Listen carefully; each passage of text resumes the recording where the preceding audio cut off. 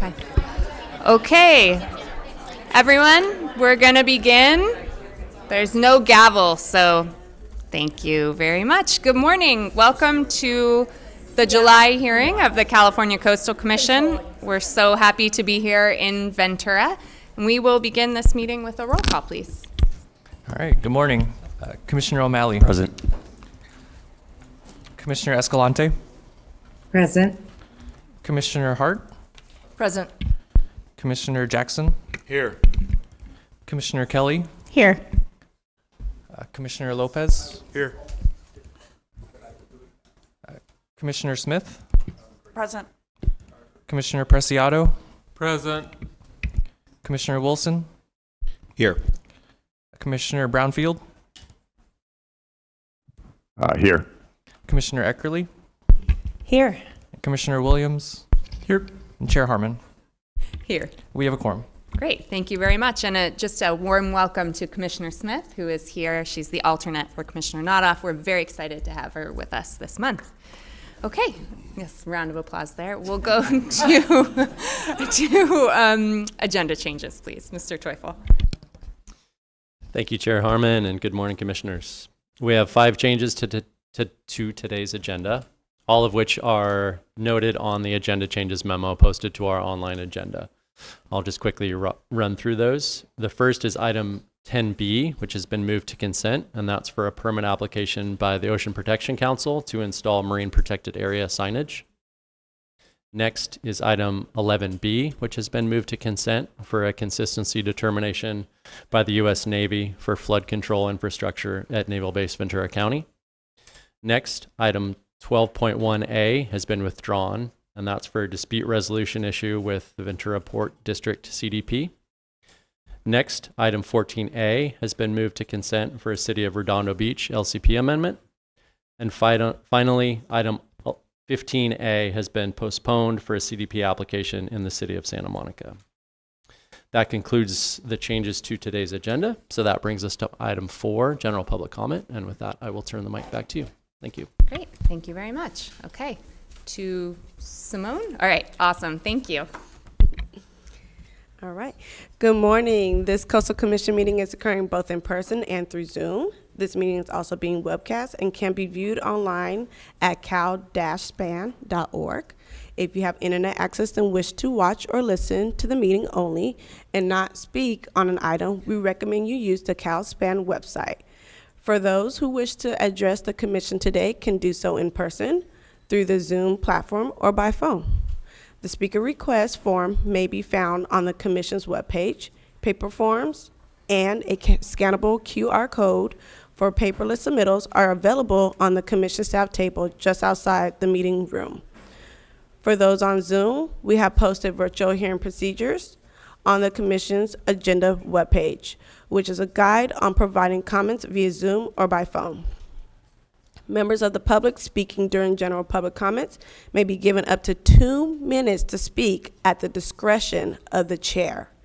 Requests to speak during the general public comment period will not be accepted at 9 a.m. on each day of the meeting. In order to provide the opportunity for the broadest range of public participation, you may speak on a specific topic one time only each month. Those speaking on an agenda item that is not general public comments are typically allowed 2 to 3 minutes to speak at the discretion of the chair. We will accept a request to speak on a regular agenda item up until the chair opens the hearing on that particular item. If you have internet access, please go to the Commission's webpage and click on the link to fill out a speaker request. If you do not have internet access or prefer to testify by phone, please call the Commission staff at 562-477-9089. Again, that number is 562-477-9089. Staff will provide you with a telephone call-in number and instructions for how to participate and provide testimony by phone. We will manage speakers coming in and out the meeting through a meeting organizer.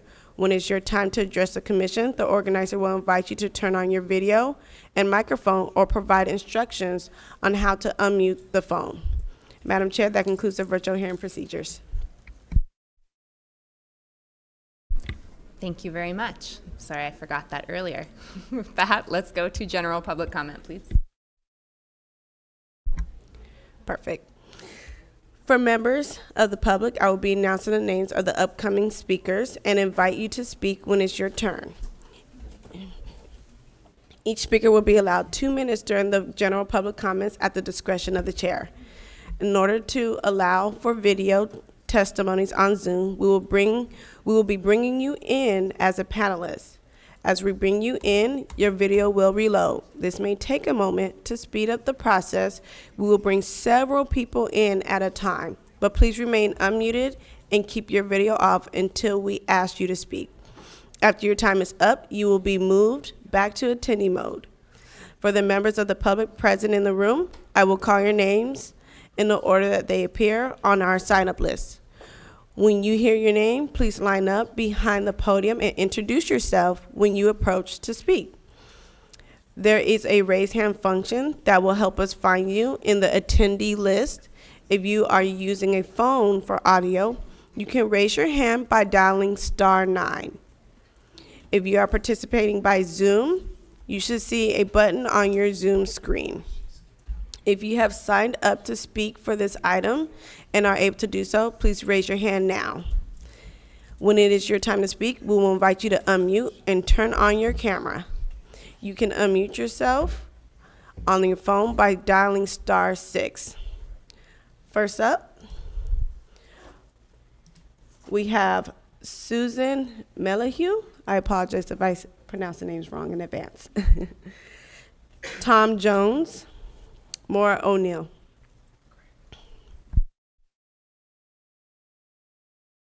Will you press Please the press the button on at the mic, base. ma'am? At the base. It's at the bottom. Perfect, thank you. Yeah. Thank you. How's that? Okay, I'm Susan Melahue. I'm here to make a general comment. It is to Noah's Office of Coastal Management.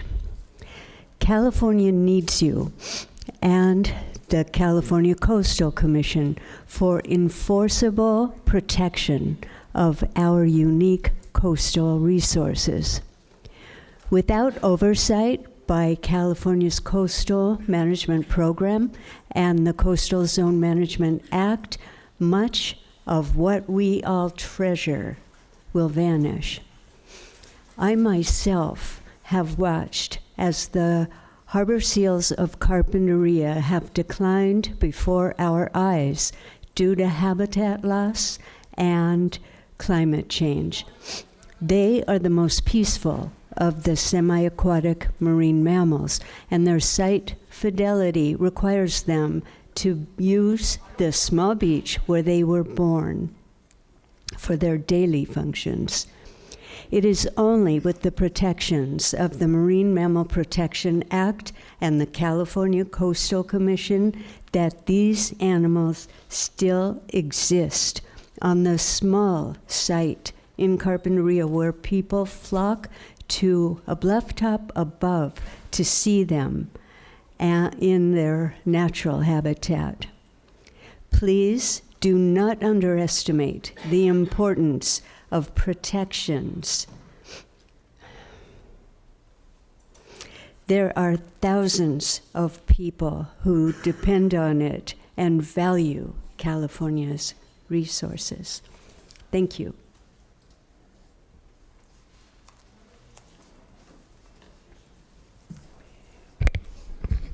Good morning, Madam Chair, members of the Commission. Tom Jones with PG&E here to give you an update on the conditions for the Diablo Canyon project. I want to start off by thanking your staff and my team for the great progress we made. Your action in December of 2026 was then triggered or predicated on the NRC's licensing action. They did that on April 2nd, which put the permit in effect, and the following conditions we're going to go over. The bottom line, we're ahead of schedule, under budget, and we expect to have major accomplishments this calendar year. So first, and outside of the conditions of the permit, we're going beyond that. We've restored the docent ratio to 20 to 1, and I want to bring Commissioner Jackson's attention to bullet 2. we have eliminated the age restriction. So you and your family are welcome anytime. We look forward to hosting you. Okay. All right. We've also decoupled the Pacho Coast Trail with the Point Bouchon Trail, so those carrying capacities have been increased, affording more public access. And then we had some safety concerns, and we're setting up the future operator for success. So we're redesigning our front gate and providing a vehicle barrier separation for hikers. So when we have shift change at the power plant and hundreds of vehicles leaving, hikers will be physically protected, and currently they walk over a narrow curb in a drainage swell. So that's all underway. The other key highlight here, it's hard to see on this image, I apologize. We're working with the Port Harbor District, and by putting a small DG path in, we're able to unlock, we believe, by the end of the year, 88 existing parking spaces. And parking's quite constrained at this beach, like many. So the port's been working with us, and we're very excited about that turn of events. You might remember there were phases on this conservation agreement, and the north phase, over 5,000 acres. We've got the draft plans with staff, and we're also aligning those conservation easement restrictions with state parks, as they're the likely successor to us, because these properties are contiguous with the Montana de Oro State Park. State Parks leadership has been down to the site several times, and they are anticipating support to move forward with that. So that is on track. Once those definitions are codified, we can then go to the Public Utilities Commission for approval to convey and transfer these lands. Because again, we can't act unilaterally, but we expect that, and your staff has been supportive on that as well. And finally, Madam Chair, if I could, one quick update. There's been a major development of Wild Cherry Canyon. The developers Homefed have relinquished their lease to a local family that has a conservation and strong philanthropic background. They have engaged with a nonprofit entity for conservation purposes. That entity is completing their appraisals now, and we have been working with them to negotiate the fee title transfer as well. There's an outside chance Wild Cherry Canyon is permanently conserved this calendar year, if not early next year. So we're very excited about that development, and much ahead of schedule, and a turn none of us expected. We're very favorable for. And then lastly, I won't drain the slide. The $10 million to support new public access will be in the bank by the fourth quarter of this year with a nonprofit financial steward. So thank you very much again for your leadership, and particularly your staff's cooperation and quick guidance, so that we look at this now as a project like replacing a transformer. We're going to knock it out because we're a utility. We want this project completed and hand it to somebody else. All right, so thank you very much for your time and attention. Thank you. Maura O'Neill, Thelma Alvarez, Dr. Alex J. Matten, and David Villafranca. Good morning, Commissioners. My name is Maura O'Neill. I'm a policy analyst for Better Neighbors LA, a housing coalition focused on protecting long-term housing by regulating short-term rentals. I'm here today to ask the Coastal Commission to consider the benefits of a hosted-only approach to regulate short-term rentals in the coastal zone. The Coastal Commission has very few levers to directly affect housing in the coastal zone, and STR regulation is a pivotal tool. Properly balancing the need for visitor accommodation and coastal housing is the only way to both expand access to coastal towns and preserve the vibrancy of coastal communities that draw visitors to them in the first place. Coastal communities have struggled to regulate an influx of corporate unhosted short-term rentals that drive out residents and hollow out entire towns. We have heard coastal residents describe emptying neighborhoods, and we've heard stories of residents fearing that they will be next. Regulating short-term rentals through a hosted-only framework mitigates these impacts to housing while still increasing coastal access for visitors. Hosted short-term rentals tend to be less costly than unhosted short-term rentals and do not remove housing units in the same way. As you consider future regulations, we encourage you to embrace hosted-only as the regulatory framework of choice to preserve both coastal access and the coastal communities that we love. Thank you for your time.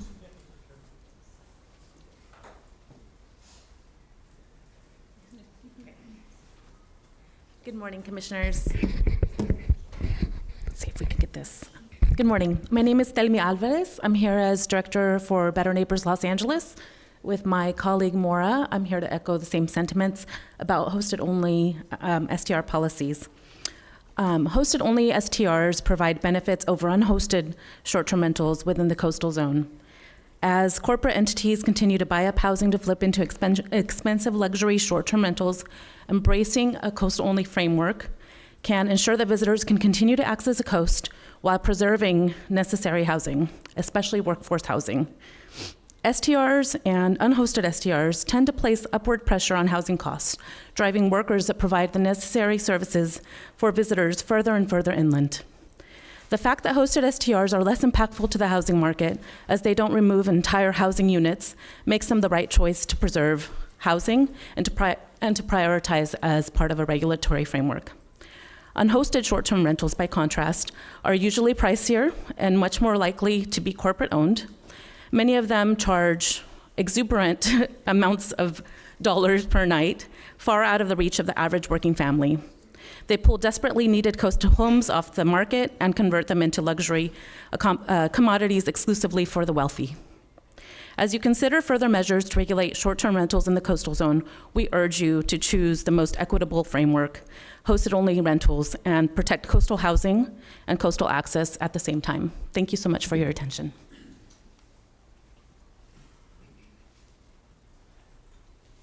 Dr. Alex, followed by David Villafranca, Irene Cook, Carol Millar.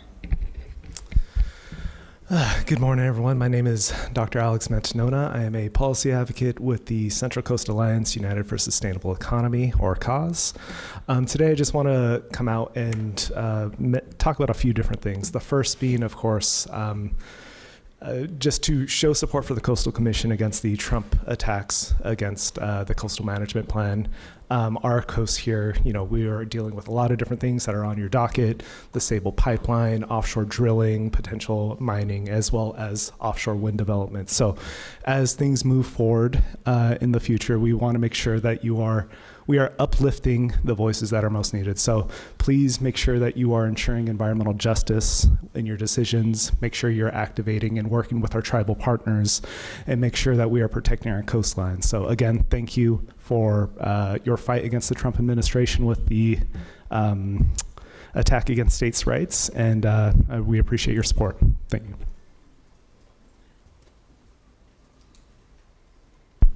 Thank you, David Villafranca, Irene Cook, Carol Millar, Todd Collard. Good morning, Commissioners. My name is David Villafranca. I'm a resident of Santa Barbara, California. From its earliest days of statehood, California has understood the value of the resource that is the Pacific Coast. The state understood that the value was so great, it must belong to the people. I'm one of the millions of people that recognizes this gift, and I've demonstrated my gratitude by volunteering my time with organizations like Santa Barbara Channel Keepers, a group that has removed over 50,000 pounds of trash from our local beaches. Increasingly, it doesn't feel like the coast is for all of us. On our resiliently beautiful beaches, we dodge oil slicks that seep out of neglected oil infrastructure that wouldn't exist if we had organizations like the California Coastal Commission to hold the oil industry accountable 100 years ago. And look, I think a rocket launch is as cool as the next guy. But we shouldn't have to fight tooth and nail for the basic human dignity of not getting rattled out of bed by sonic booms as early as 5 o'clock in the morning. Now is not the time to weaken organizations like this. Regulation and stewardship should come from the people who love and live on this beautiful coast and who work tirelessly to protect it. As the Commission faces attacks from the current administration, I want to make it clear that I stand with the California Coastal Commission. Thank you.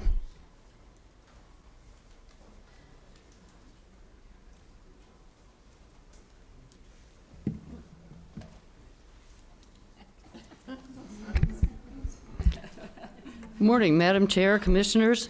I'm Irene Cook. I'm representing the Society of Fearless Grandmothers. The gray-haired ladies in purple vests are back. We have come before you in San Francisco, Santa Barbara, Long Beach, and Pismo in the past, coming to speak in opposition of the Sable project.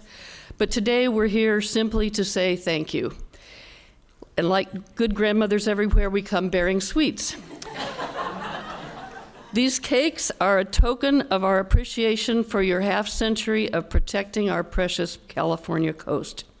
Your diligence and determination have been a critical part of maintaining everything special about our coast. We want to say thank you for 50 years of protecting the coast, and we salute your courage. We salute your courage in the face of unprecedented attacks. and assaults from the federal government. The fearless grandmothers say thank you for being fearless.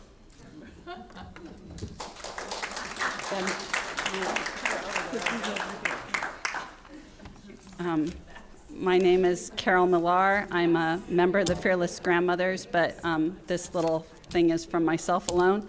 My first time out as an activist was when I was 10 or 11, right before the Prop 20 initiative came on the ballot. I went around my neighborhood with a petition to save the Wilcox property, now known as the Douglas Family Preserve, which sits on a bluff above Hendry's Beach in Santa Barbara. Hendry's Beach was and still is my beach. Apologies to those who mistakenly think it belongs to them. Nobody believes more in the healthful effects of sun, sea, and sand than Germans, and with 2 German immigrant parents, my fate was sealed. Hendry's, the beach closest to our actual home, became a second home. The types of development imagined for the Wilcox property were enormous. The number 400 is stuck in my head. One of the proposals was for a hotel, perhaps a hotel with 400 rooms, I'm not sure. In the end, activism and private donations saved the Wilcox, but had the Coastal Commission existed when the property came for sale, I know for certain that any proposals for development would have had to have been much more modest and meet many more requirements than anything the city would have asked for. Thank you for protecting our coast in the 54 years since I pestered the neighbors for their signatures.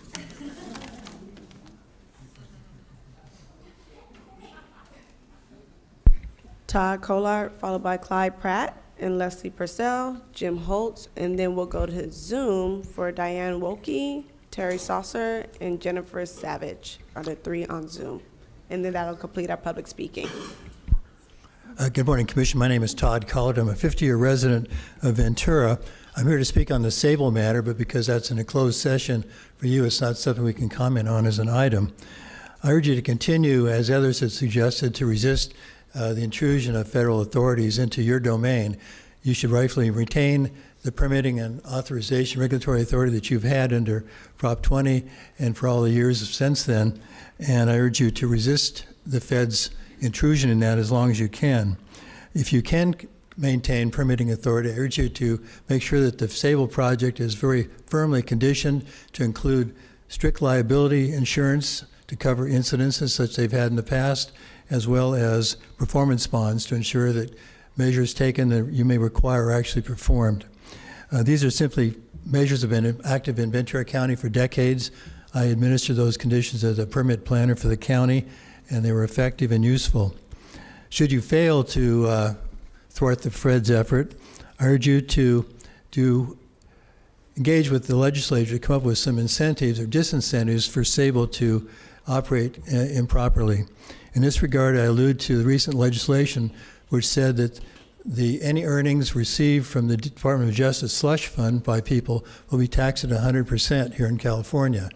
I urge you to think about some alternatives such as the one I'm about to propose, and that is for any operation that proceeds without your permitting authority being received first, such as the Fed's ordering the Sable project to go forward over your objections, and you do not issue a permit for it, that you consider, along with the legislature, language that trebles any considered fines, penalties, sanctions of any sort for those occurrences which are danger to the environment or other important factors. So I urge you to look outside your normal permitting authority for ways to incentivize Sable to behave properly, even though it may not be under your permitting authority if the feds succeed. Thank you.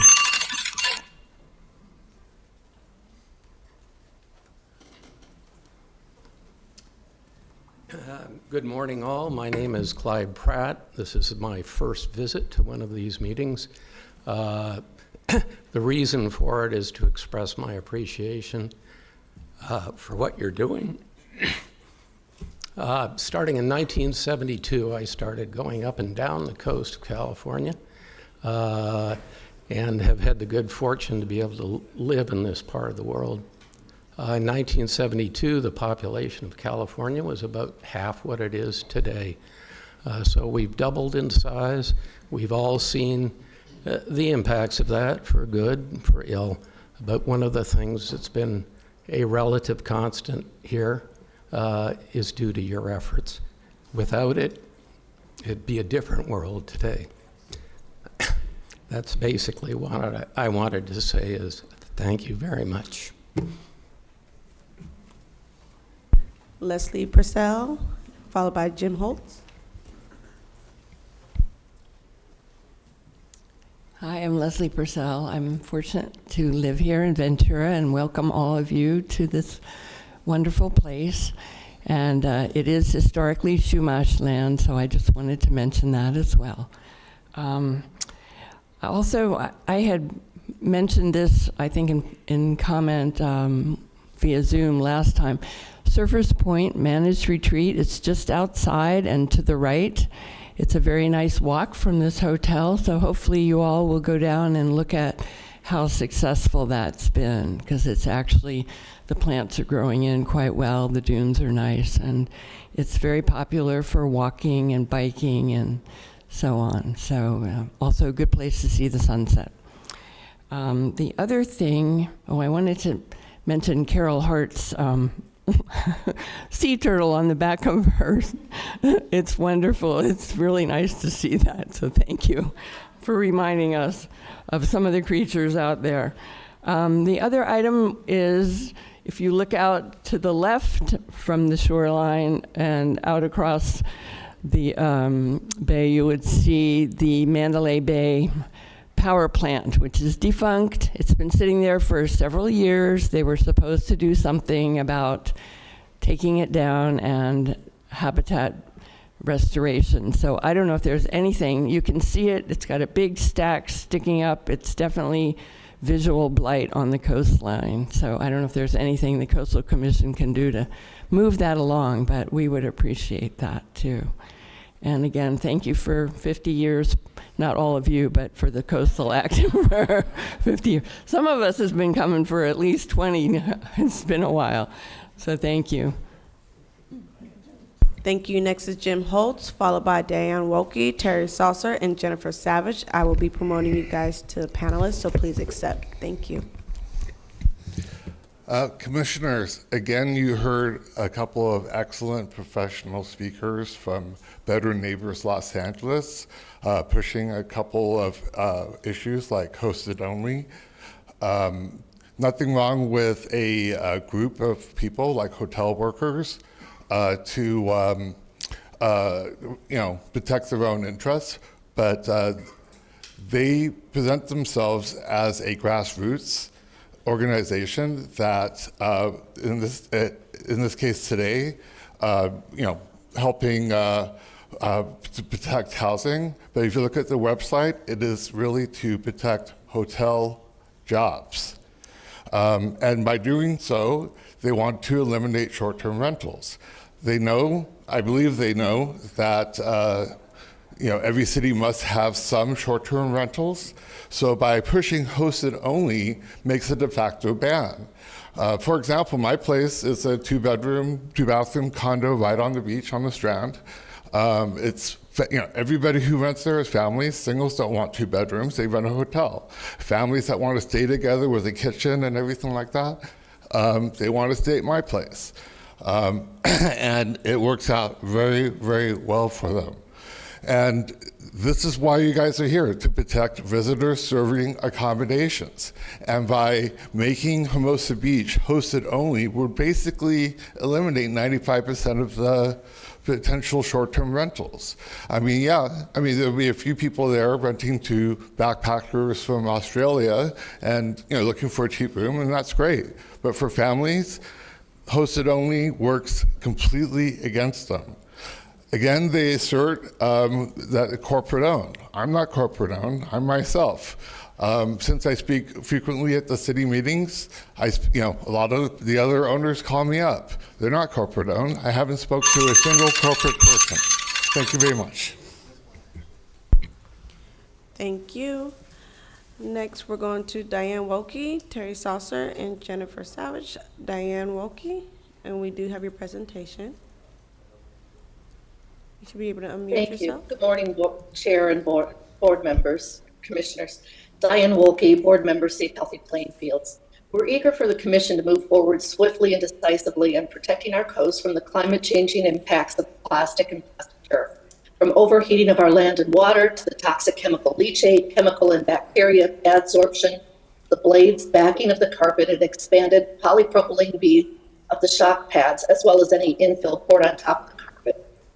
These pollute our coast, pose significant public health and environmental health concerns, and even harm unborn babies.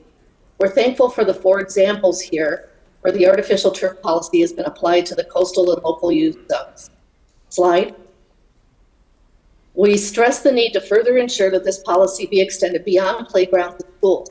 Playing fields, landscaping, commercial uses, rooftops, balconies, docks, and platforms, outdoor gyms, and restaurants are some examples. Improper disposal of this unrecyclable petrochemical plastic product must also be considered. The used turf pictured on the left crosses property lines in Malibu, a short 2,700-foot downhill run to the beach there in Malibu. There are many examples of these on properties up and down our coast. Slide. You've been informed in the past of the plans for 4 petrochemical plastic baseball fields in Pacific Palisades Park. We've learned that recently that the plastic has been purchased. And while it won't be rolled out until 2028, we have asked the Commission more than once to please intervene and protect this park, which is on LUP and CDP land in a known landslide area, a very high fire risk hazard zone, and riparian habitat. LA Rec and Parks, together with Steadfast LA, at the behest of the Park Advisory Board, are acting in defiance and under recommendation of the Advisory Board President and CEQA attorney who teaches law at USC. Steadfast LA was founded by Rick Caruso in conjunction with the mayor of Los Angeles. Slide.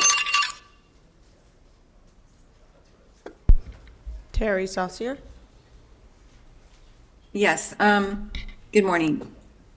Also acting in defiance, the Santa Monica Malibu School District has installed plastic turf at Webster Elementary School in Malibu and Ocean Park in Santa Monica. This district's maintenance and operations director has informed at least one parent attorney that he did consult the commission, which we have not, however, found any documents to date. Slide 5. The district's high school has 2 plastic fields in the local permit zone and directly across the street from the city's historic Belmar Park, also with a large plastic playing field in the CDP. We ask yet again that the commission not ignore these polluters and permit dodgers and make them pay, remove, remediate, and properly landfill these toxic products. Slide. Safe, Healthy Playing Fields and the SoCal Stop Artificial Turf Task Force are part of a broader coalition in LA and surrounding communities. They're advocating for a ban on artificial turf installations and prioritizing nature-based solutions. This includes more than 29 neighborhood councils, 119 organizations, and thousands of individuals who are advocating for a ban. Even LAUSD, the second largest school district in the county, will no longer install artificial turf in middle schools and lower grades and looking at high schools. As you know, the city of LA actually has an artificial turf council file in progress. And we are not alone. In Santa Clara, there are more than 93 organizations working towards a ban, and there are coalitions in Sacramento, San Francisco, and up and down the coast. Slide. We are doing our part, but we need your help. We understand resources may be limited. However, if the commission ignores these projects, it will be setting a pro-artificial turf precedent and be impossible to reverse. We ask that you set the record straight and identify unauthorized artificial turf installations to have them removed, remediated, and properly landfilled. And I just want to say thank you for all the work you do to protect our coasts. Thank you. Thank you. Last but not least, Jennifer Savage, and that'll complete our general public comments.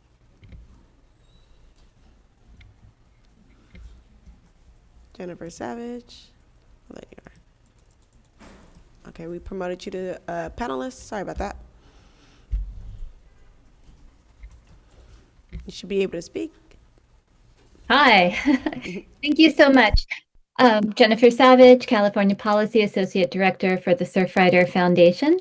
And I believe that this will get covered in the Executive Director's report, but I just wanted to mention right now that regarding the threat to the California Coastal Commission and to the state as a whole from NOAA with this politically driven review, I just want the commission and the commissioners and everybody listening to know that Surfrider sees this federal review as a politically motivated attempt to strip California of the coastal protections that our communities and our marine ecosystems depend on, and Surfrider stands with you, and we will fight this every step of the way. Thank you. Okay, that completes our general public comments. Great, thank you very much, and thank you to the public for your testimony. I will return to my colleagues to see if there are any questions. Vice Chair Hart. I was wondering if staff could respond to the comments on the artificial turf. Thank you, and good morning, Commissioners. There were quite a few sites mentioned, and I'll provide updates on each of those. We are working with the City of LA regarding one of the first sites, the Palisades Recreation Center. That was a project where artificial turf has not yet been installed, but the park is being reconstructed after much of the damage in that area from the wildfires.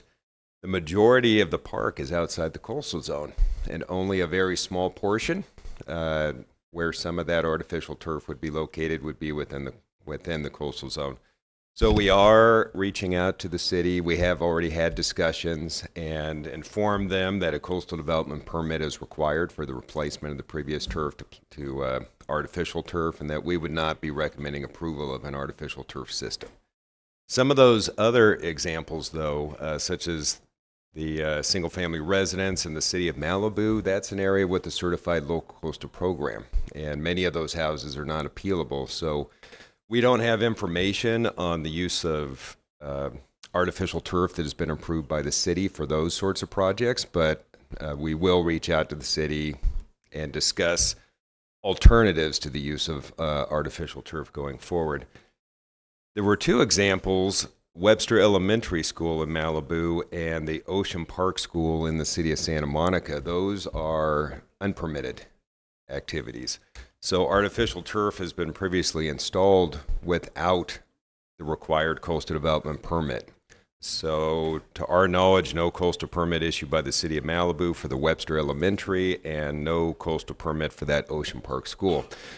So our enforcement team is reaching out to the school district for both those cases and requesting that they coordinate with our staff to look at solutions. So with that, I'll just note that our staff has been supportive of using alternatives to artificial turf, using natural sod to avoid the use of microplastics, and we'll continue to do that and reach out to local governments and request they do the same. Okay, thank you very much. With that, we will close. Oh, sorry, Commissioner Jackson, of course. Thank you, Madam Chair. Thank you to all the speakers this morning. I just had a question about the shuttered power plant. I did notice that last night, and now that we had a speaker that broached that, I'm curious now as to what's the status of that. Do we have anything down the Mandalay? I don't have current information on Mandalay. Okay. No, but we can look into it and get back to you. Thank you. Appreciate it. All right, thank you very much. With that, we will move on to the next item, which is our Executive Director's Report. Director Huckelbridge. Thank you, Madam Chair. Good morning, Commissioners. It's great to be back.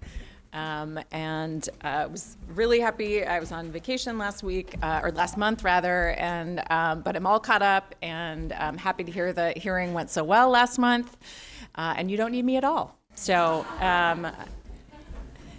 but today, as always, my published report, it can be found on the Commission's website, but I would like to spend a few minutes, and maybe even more than a few minutes, going over several of the items. So the first item I would like to address, and we heard a little about it in public comment this morning, is the federal review of California's coastal management program.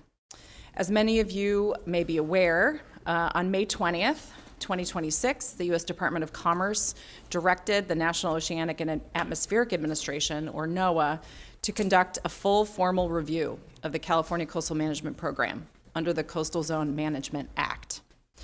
Under this newly announced review, NOAA has opened a public comment period to gather information from stakeholders that will be used to determine next steps related to the certification of California's coastal management program under the Federal Coastal Zone Management Act. For context, these reviews are known as Section 312 reviews, named after the CZMA section detailing the review process, and they typically happen every 5 to 10 years. The California program, which was approved in 1978 and includes the State Coastal Conservancy, The San Francisco Bay Conservation and Development Commission and the Coastal Commission has undergone many successful reviews since the CCMP was approved by NOAA, routinely earning high praise for its innovative and rigorous approach to coastal protection. In short, California and the federal government have had a really successful partnership for decades. This federal review process is one of the most powerful tools in the CZMA. For almost 50 years, the Coastal Commission has worked in partnership with the federal government to ensure federal projects that could affect our state's resources include relevant siting criteria and protective measures consistent with our federal coastal management program. California, like other coastal states, has exercised this authority to keep sand on the beach, fish in the sea, homes above floodwaters, and maritime businesses thriving. Some of you may recall that NOAA just evaluated our program in 2024 and issued a final draft report in May of 2025. The process included extensive meetings with state coastal zone management staff, public officials, other government staff members, and other interested parties. The federal government also held a virtual meeting open to the general public to solicit input on the coastal program. Although NOAA completed a final draft report finding the successful implementation and enforcement of California's federally approved program last year, the report was never finalized. The current action, thus, to reopen the review to California's program is unprecedented and very concerning. Unlike our previous reviews, we have received little information from the Department of Commerce on the basis of this review, apart from what is included in the Federal Register notice and a social media post by Secretary Lutnick announcing the review. Unfortunately, some of the rhetoric in the X post is inflammatory and raises questions about the motivation of this review and what the federal government hopes to achieve. I bring this to your attention today for two reasons. First, to raise awareness and increase your awareness and increase public awareness of this federal review and share why it matters. I also want to ensure all members of the public are notified of your opportunity to provide public comment as a part of this process. So why does this federal review matter? As I said before, given that we were just reviewed last year, this new review is unprecedented. To our knowledge, this is also the first time in the CZMA's 50-year history that such a review has focused only on specific commercial industries: offshore oil production, pipeline maintenance, spaceport infrastructure, desalination projects, and undersea cables. The Department of Commerce has also stated explicitly that the information gathered during the public comment period will be used, and I quote, to determine next steps related to the certification of California's coastal management program. So what does this mean? If the California Coastal Management Program is decertified, California would lose its ability to review federal and federally regulated projects that impact our coastal and bay communities. This would include, for example, our authority to review more routine actions such as sand management and changes to land use on federal public lands. And it would affect our ability to review new proposals for drilling off of California. CZMA gives states and the public a voice on federal activities on our coastlines. Most of the time, we do not raise objections to federal actions and activities. However, like other states, California does not always agree with actions proposed by the federal government. CZMA provides a venue for states and the public to voice those concerns and was specifically written to navigate conflicts between federal and state governments. For nearly 5 decades, we have worked successfully with numerous federal administrations to strike an appropriate balance between federal policy priorities and consistency with state coastal protections. If our program is decertified, that balance would be upended, and California would lose its ability to weigh in on federal coastal actions. Federal activities impacting our coast could be planned and implemented behind closed doors without any public hearing and little consideration of how those activities would have impacted the lives and livelihoods of our coastal communities, including fishermen, residents, and local businesses. This is all especially concerning given this administration's intention to open up California's offshore waters and public lands to new oil and gas drilling, despite the long-standing objections of the people of California. California is the only state program being targeted in this manner at this time. However, this isn't just a California problem. The outcome of this review could set a precedent that could be used by this or any future administration to silence other state programs. It is truly a Pandora's box that, if opened, threatens to tear apart half a century of successful coastal management. That would be a travesty. We will do everything in our power to avoid that outcome, including defending our program and demonstrating to the Department of Commerce that we, along with our sister agencies, BCDC and the Coastal Conservancy, have diligently and consistently implemented California's coastal management program. We will take full advantage of the opportunity to walk through our federal consistency record with the Department of Commerce and with the public. We welcome a fair and transparent review. As a timely example, I would draw your attention to the broad range of federal consistency items on the agenda today. A fiber optic cable project, a Navy project at Point Mugu, an offshore aquaculture project, and a national forest fire prevention and vegetation management project. These items provide a good representation of our coastal management program in action and exemplify the benefits it provides. As described in the staff recommendations, our federal consistency review has resulted in mutually agreeable measures to protect marine life, fisheries, world-renowned scenic and recreational sites in Big Sur, and critical runway infrastructure on a Navy base. These reviews were conducted with meaningful public and tribal engagement, minimal conflict, and significant project improvements that don't limit federal agency priorities or economic development. And this brings me to the second reason I draw this to everyone's attention today. I want to make sure that members of the public are aware that they also have an opportunity to provide public comment as part of this federal review. The Federal Register notice hyperlinked in my written report, as well as on the highlights banner at the bottom of our homepage, provides you with full detail on how to engage. In short, there are 3 opportunities to make your voice heard. First, you can sign up to speak in person at the public hearing being held on August 10th from 2 to 6 p.m. at the Hilton Santa Monica Hotel and Suites. Second, you can sign up to speak online via Adobe Connect on either August 11th from 2 to 5 p.m. or August 12th from 2 to 5 p.m. And third, you can submit a written public comment to NOAA by August 22nd. I strongly encourage you to engage and make your voice heard.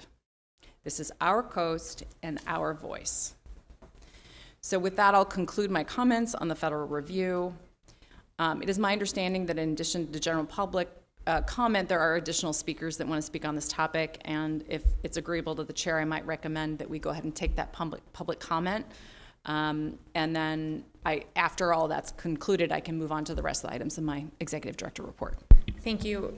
Director Huckelbridge, should the commissioners, I'm sure they have questions, should we do questions on this now or after we take public comment? What's your recommendation? I would recommend we take public comment first, okay, and then we can move to commissioner questions and comments. Okay, great. Thank you very much. Okay, Simone. Perfect. Molly Trope shows that she should be in person, maybe Zoom, but I don't see a hand up. So we'll go to Carla Garabe Garcia, followed by Jennifer Savage, Anna Basis, and Tomas Valdez. They are all on Zoom. Please go ahead and accept. We're promoting you to panelists. Carla Garcia. Go ahead and unmute yourself. Good morning. My name is Carla Garabe Garcia, and I'm here on behalf of Monterey Bay Aquarium as the California Ocean Conservation Policy Manager. Wanted to thank you, Director Huckelbridge, for bringing attention to the Trump administration's federal review of the California's Coastal Management Program. Our team at Monterey Bay Aquarium is extremely concerned about the statewide ramifications of the potential defunding and decertification of the state's coastal management program. This federal review threatens the future management of our coastline, which is particularly vulnerable given climate change and the recent federal efforts to expand development without environmental safeguards along and off our coast. We believe that this review is unnecessary given the previous review only 2 years ago, and see it as a clear tactic to target one of the most effective tools for states to protect local coastal resources. We're also concerned that this will be replicated throughout other coastal states. And I just want to close by noting that we really appreciate the Commission and all state agency efforts since 1978 that have resulted in the California Coastal Management Program consistently receiving strong evaluations for balancing coastal protection, environmental stewardship, public access, and economic opportunity. We will be participating in NOAA's public comment period and really encourage others throughout the state to make their voices heard as well. So thank you. Thank you. I believe I found Molly Trope. Molly, if you can unmute yourself. Yes, thank you. Good morning, Chair Harmon and Commissioners. My name is Molly Troop, and I'm the Science and Program Manager at Santa Barbara Channel Keeper. Our mission is to protect and restore the Santa Barbara Channel and its watersheds. I'm here today to extend our gratitude to the Commission and to your staff for the exceptional work that you do each day to implement the extraordinary California Coastal Act. Thank you for thoughtfully evaluating development in the coastal zone and ensuring that developers consider and minimize or eliminate adverse impacts to both public resources and natural resources, including public access, terrestrial and marine habitats, and water quality, among other things. Channel Keeper recognizes and is grateful for the 50 years of work that has been extraordinarily instrumental in helping to keep our California coast with the natural features that it has today. We are also supportive of and grateful for the Federal Consistency Review Authority that the Commission has over federal activities that impact California's coastal uses and resources. In this moment of extraordinary scrutiny of the California's Coastal Management Program by the federal administration, we stand by and support the Coastal Commission. We will be submitting comments to NOAA to voice our support, and we'll be encouraging members of our community to do the same. Thank you. Okay, Anna Basius and Tomas Valadez, and then Jennifer Savage. Good morning, Commissioners. My name is Anna Basius, and I'm a legal and policy intern with the Environmental Action Committee of West Marin. EAC is one of the proud co-sponsors of Senate Resolution 136 and Assembly Resolution 149, which celebrate the California Coastal Act's 50th anniversary, especially amid the federal administration's offshore drilling agenda. The administration's new review of California's coastal management program is a clear attempt to further that agenda. California's coastal management program has been performing successfully for the last 50 years and has transformed shoreline resilience by protecting critical habitats, expanding public access, and investing in natural infrastructure. Over 50,000 acres of wetlands, dunes, and open space has been conserved, which the public now has access to through over 2,500 access ways and 875 miles of the California Coastal Trail now open. It has faced no issues since its inception. The Coastal Management Program is vital to the health and economic stability of California's coastal communities, as well as the coastal ecosystems upon which they are dependent. In the face of federal attacks on conservation efforts, both on and off the coast, Californians deserve a voice in how the coastline they call home is managed. The oversight authority conferred by the Commission, the Coastal Conservancy, and the San Francisco Bay Conservation and Development Commission protects California's coastal resources and public access, ensuring the public has a voice when federal actions impact us. This review is an attempt to stifle Californians' objections to the federal government's efforts to develop oil and gas off our coast. We support California's coastal management program as well as the Commission in its exceptional work to preserve our amazing coastline. The Coastal Commission is not alone in this fight. All across the state, organizations and Californians are preparing to let the administration know how much we value this program. Thank you. Okay, Tomas Valadez. Good morning, Chair Harmon, Commissioners, and staff. My name is Tomas Valadez, and I serve as the California Policy Manager with ASOL. I want to express our strong support for the California Coastal Commission and the California Coastal Management Program at a time when both face significant threats from the Trump administration. For decades, California has demonstrated that protecting our coast also means protecting the people who depend on it. The Coastal Management Program is more than an environmental framework. It is a commitment to environmental justice, equitable public access, and meaningful community participation. For many communities, especially those that have historically been excluded from coastal decision-making, The coast is a source of culture, recreation, and economic opportunity. Protecting California's authority to manage its coastline is essential to ensuring that communities continue to have a voice and equitable access to the benefits of a healthy coast. We appreciate the Commission's steadfast leadership in defending the Coastal Act and advancing policies that strengthen climate resilience, environmental stewardship, and access for all Californians. Azul stands with the Commission in protecting the Coastal Management Program and the values of equity, inclusion, and environmental justice that make California's coast a resource for everyone. Thank you. Thank you. Jennifer Savage, did you want to join us? Let me try again.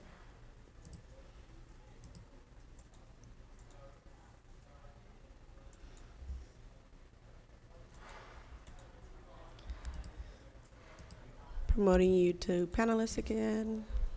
Okay, she declined it, so I'm assuming she doesn't want to. No more speakers. Okay, thank you very much. All right, well, before I turn to my colleagues, I'll just say this is incredibly concerning, and I appreciate the opportunity to ask questions and to learn, I guess, what we can about this process. So with that, I'll ask my colleagues, are there any questions? Yes, Commissioner Eckerly, thank you. Thank you, Chair. I also appreciate the opportunity to talk about this and to make sure that the public is aware of what's happening. This federal review really threatens how the coast of California is managed and its resources and our access conserved. As Dr. Huckelbridge mentioned, for nearly 50 years, the state has managed our coast and the shoreline of San Francisco Bay through a balance of local community and tribal priorities, economic opportunities, public access, and environmental protection. The California Natural Resources Agency is taking this threat seriously, and we are deeply engaged in active response in close partnership with leadership and staff from the Coastal Commission, the Coastal Conservancy, and the Bay Conservation and Development Commission. Officials from the Newsom administration will also attend the in-person public hearing in Santa Monica on August 10th to provide testimony on the importance of this long-standing federal and state partnership that protects California's coast, our communities, and our thriving coastal economy. For people who want to make their voices heard, we should all be doing this. But if you aren't sure exactly what to say, the Surfrider Foundation is going to be posting key messages and talking points on their website later this morning to help members of the public prepare for effective verbal and written comments. So I encourage you all to get out there either in person or online to make your voices heard. Thank you, Commissioner. Okay, Vice Chair Hart. Thank you. I just wanted to express my strong support for the comments made by Dr. Huckelbridge that I thought were, I could not align myself more strongly with everything that you said. Clearly, this is the dramatic action that NOAA appears to be embarking on, decertification being the most serious and dramatic action that could be taken by NOAA.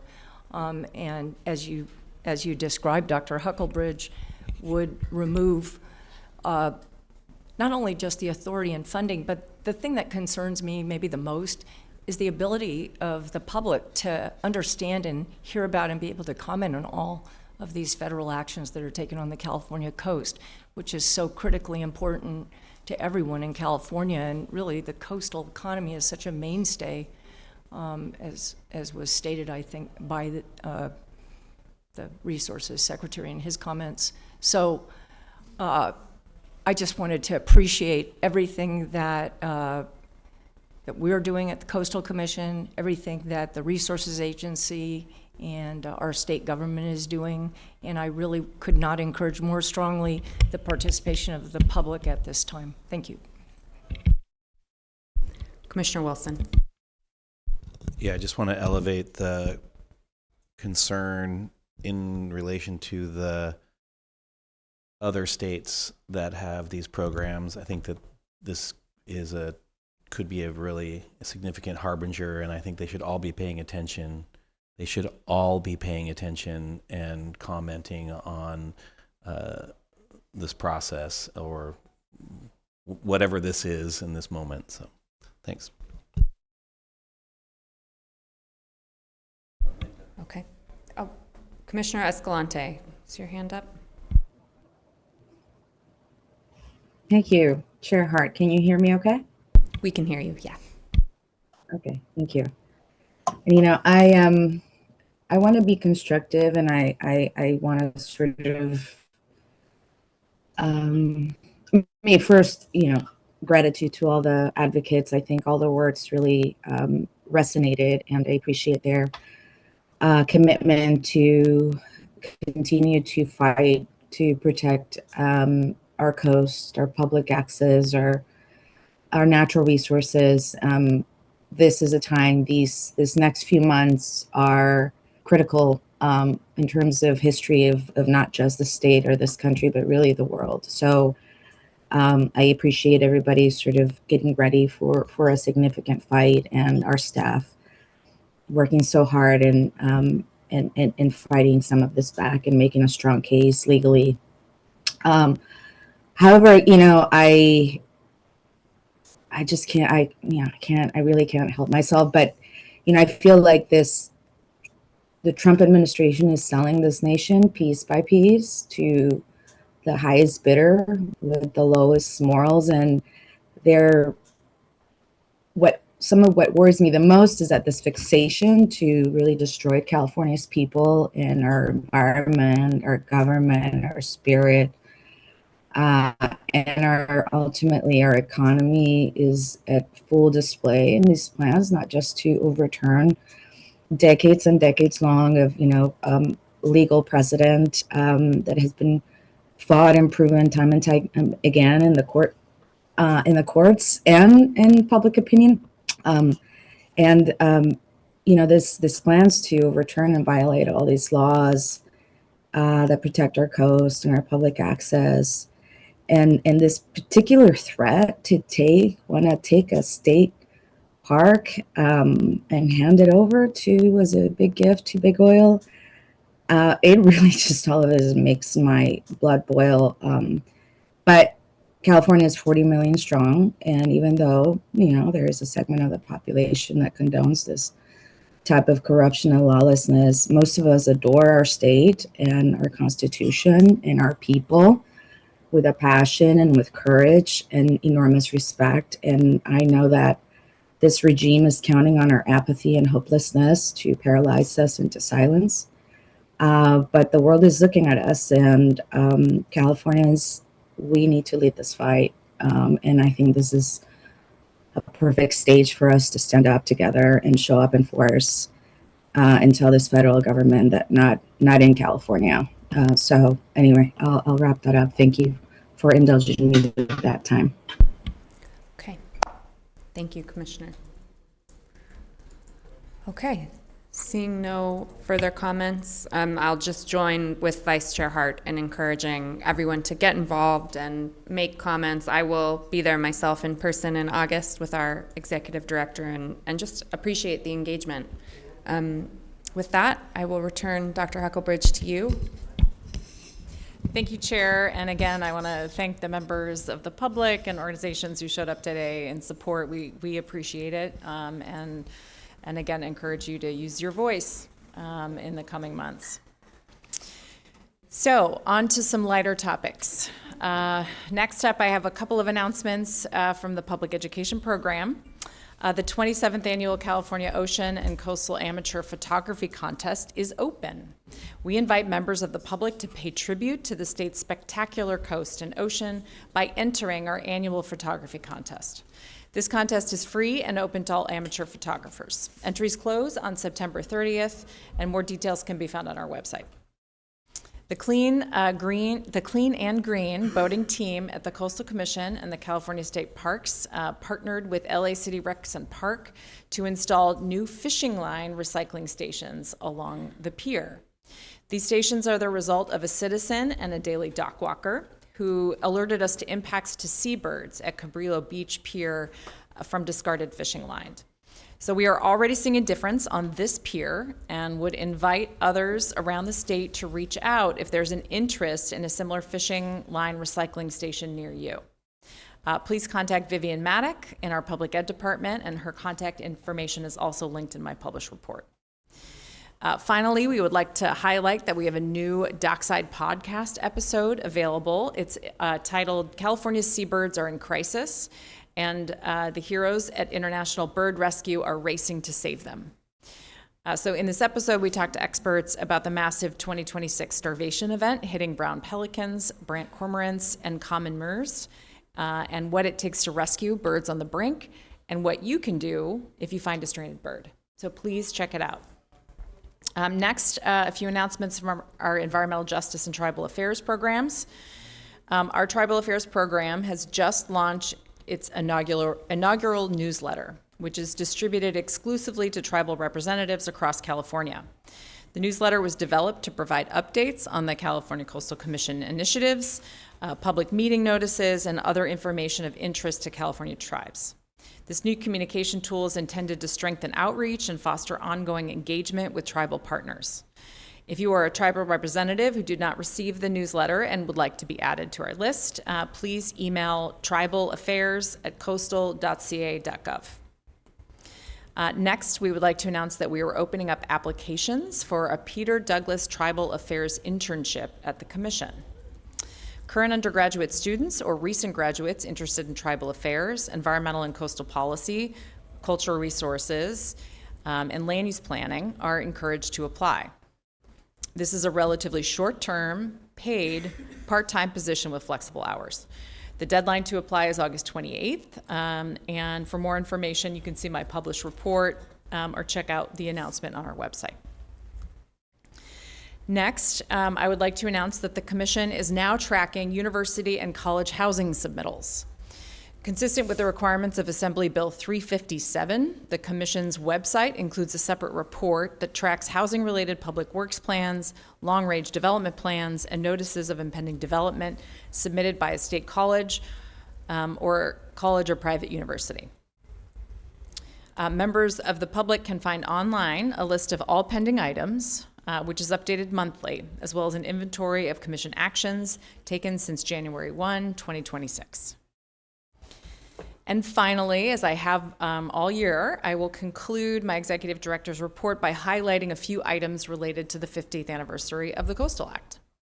So first, a reminder to everyone that we are asking members of the public to share some of their personal experiences with the coast as a way to celebrate 50 years of public access and illustrate the many connections we have to our coast. There's more details on my published report. And now for this month's Act to Action, the first 50 years of coastal protection, we have a few highlights to share with you today. So first, and I believe we have a slide deck for this particular item. So first, I'm thrilled to announce that as part of our ongoing celebration of the 50th anniversary of the Coastal Act, we have built an interactive digital history of the Commission. So I'll just give it a second and see if we can get the slide presentation up. Great. Next slide, please. So this digital interactive history highlights the most significant accomplishments and milestones from the last 50 years. It spans the breadth of the program, next slide, from the early wins on public access and conservation and innovative uses of the law, like integration of the Jonathan Club, next slide please, to current uses such as environmental justice and sea level rise. It's full of gorgeous photos from our photo contest winners, next slide, news clips, and important historic documents. Each section has an optional pop-out feature with additional information, examples, and resources. So you can take a quick spin through and get a good feel for the agency's work, or you can click through the additional material for a more comprehensive experience on the topics that interest you. The finale is a map of California with all of the featured projects pinned and linked so you can focus your attention regionally as well. It's an incredibly imaginative and informative experience, and I want to thank our 2 Sea Grant Fellows, Katie Barr and Miles Tepper, who worked with Alana Casey in our mapping division and our de facto historian, Sarah Christie, to pull this together from a massive trove of information that we started with. I really encourage everyone, when you get a minute, to take a spin through and reflect on what a lasting legacy the Coastal Act has provided for the state, and how different California would be today without the vision and tenacity of those early coastal advocates, and the consistent application of the law by commissioners, staff, and the courts through the decades.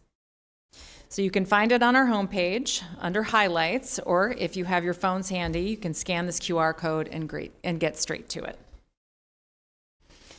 So next, as part of our monthly Act to Action segment, this month's program Spotlight highlights the Commission's Access Program with a focus on the California Coastal Trail. And with that, I will turn it over to Linda Laughlin, our Public Access Manager, to walk you through the segment. Thank you, Kate. So we have the PowerPoint.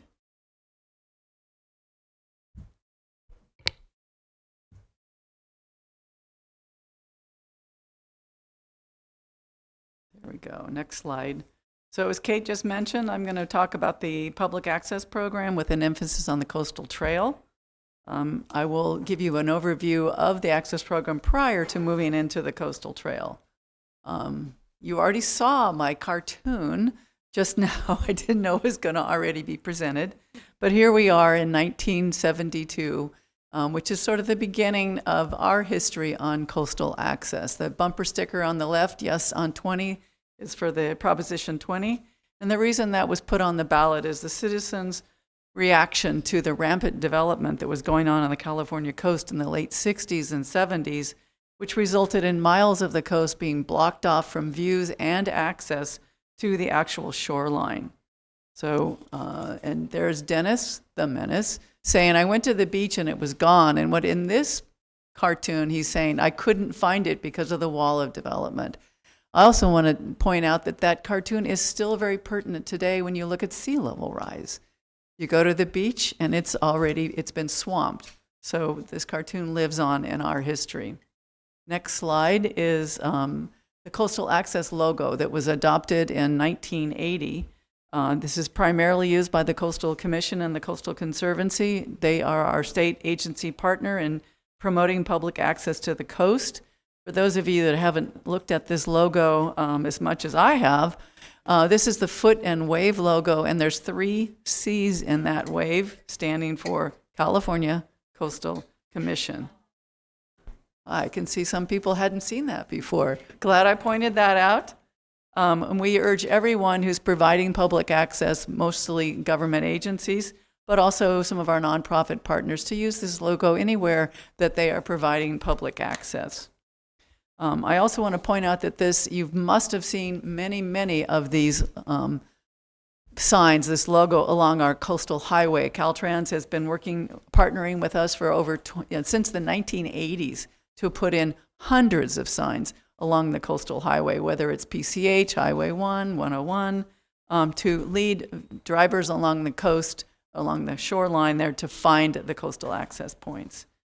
Next, we have what we've been doing each month, and we're going to have that right after this, our Spotlight series on coastal access. And this is part of our 50th anniversary celebration, and this is part of maximizing our mandate to maximize public access to and along the coast. Next slide just shows you where on our website to look for these videos under, big surprise, under coastal access. Okay, next slide. Now, these spotlights that I've been presenting come from the public access easements that the Commission has required over our history. And these easements are required to mitigate a permit applicant's development upon public access. And the typical way that the Commission requires these easements is recording of a legal document that protects public access for the future, and it's called an Offer to Dedicate Public Access Easement. And the acronym is OTDs, and you've probably heard this quite a bit.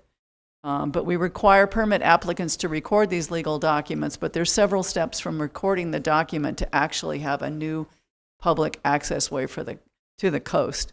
And I just wanted to point out that 95% of these OTDs have been accepted by government agencies, cities and counties and state agencies, and I listed them here as to the numbers. State Lands Commission being the highest, they've accepted almost all the lateral easements, the ones that are parallel to shore in the city of Malibu. And that's where their numbers come from. I also want to point out that we have 16 nonprofits that work with us to accept easements in their areas. And the one that I really want to highlight is the Mendocino Land Trust, having accepted 107 OTDs, which is remarkable for a nonprofit. It's a lot of work. And you will be seeing future spotlights where we highlight their vertical easements that they've opened, the pathways to the coast. So you can watch for that. Next slide. This slide shows you where those vertical access ways, again, which is the highest priority for our agency, to make sure they get accepted, which they are, and then opened to the public. There's 160 vertical easements recorded, and of those 160, 120 have been opened to the public. This chart shows you, by county where they're recorded, and you'll see that the green is what's open and the red is yet to come. You probably aren't surprised to see that Los Angeles has the highest number of recorded vertical easements, but you may be surprised to see that Mendocino is in the number 2 spot. This is just in reference to the number of permits that the commission has approved over time and the ones that rose to the level of requiring mitigation through requiring a vertical OTD. Next slide, I want to show you on the ground, well, this is an aerial, but on the ground of what the commission has been able to accomplish through our public access easement program. Here we are in Carbon Beach, access ways in the city of Malibu. On the left side of the screen, you can see the Malibu Pier. And to the rest of the slide is Carbon Beach, which is about 1.5 miles long. It has primarily pre-coastal development that was blocking public access. Again, views of and access to this lovely 1.5 mile long beach. Prior to the Coastal Commission being created, there was no public access ways to, whoops, can you just go back, thanks. There were no public access ways to this beach. You could see it from the Malibu Pier, but you couldn't really get there unless you came in by water, which of course is not we want something a little higher than that. The 5 access ways that were required and are opened, I put the dates when each one of them was opened to the general public. They're all very well used. The next slide, which you've already seen, just exemplifies the difficulty that we had in the beginning, early years, and maybe still are, the years of opening public access to Malibu. This is 1978, and it was opening the Zonker-Harris Accessway, which is near to the pier, and the comic creator Gary Trudeau memorialized the day that this opened, which was highly contested. And I think you can see the reference to Iwo Jima on here. And by the way, the accessway is definitely still called the Zonker-Harris Accessway, operated by Los Angeles County. Next slide. I just want to take you down on the sand to one of the accessways, aptly named Via Linda. I just had to throw this in. But on the left, there's the before picture, and you can see a beautiful beach. This is, again, Carbon. It's on the eastern edge. There's nobody on it. Because at that time, there was no access to it. Then after the public access easement required by the commission was opened in 2005, you can see all the people out on the beach enjoying the recreation that you can by being on the beach. Okay, next slide. Now I want to move into just the public education and outreach part of our program. We started with the Coastal Access Guidebooks, and I mean paper guidebooks. 1981, we started this program, and over time they've been updated and more books have been created. So at this point we have you can see on the left the statewide guide, and on the right of the left-hand slide are 4 that are the regional guides. Then in 2015, we shifted to using an online web-based version of our coastal access guides, using all the information that's in the paper guides, but for those people that want to go online, you can go there. This online guide was created in 2015, updated in 2026. We're really proud of it. A lot of people use it. In fact, yesterday we were on the beach in Santa Barbara, and some people said, oh yeah, that's what we used to get here. I wanted to point out that there are 1,640 access points listed in the both the paper guide and the York Coast. So that's the number of legal public access ways that we know of and produce for the public. Okay, next slide. We're going to move back to 1975. Maybe not everybody remembers the California Coastal Plan, but this is the precursor to the California Coastal Act and the Coastal Trail. So we're moving into the Coastal Trail section of my presentation.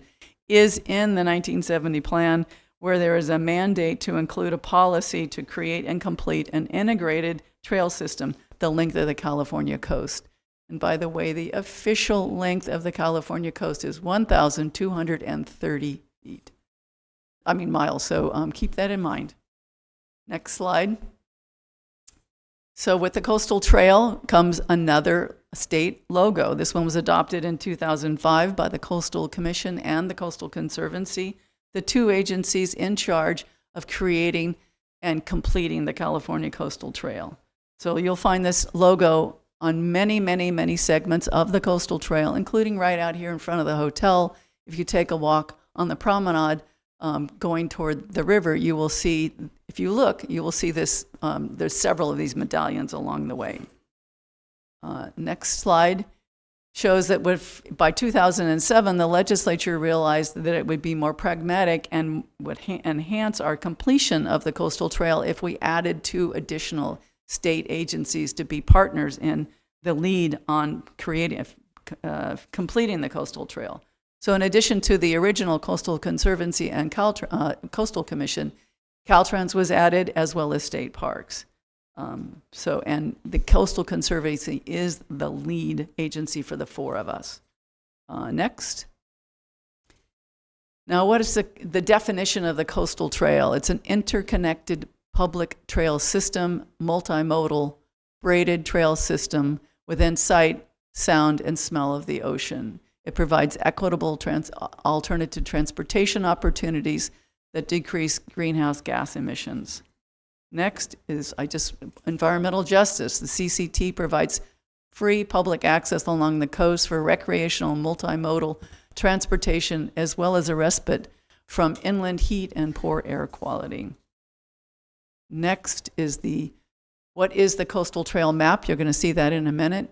It's a mapping tool. It's not a guidebook, and it informs planning and permit grants. It provides public outreach.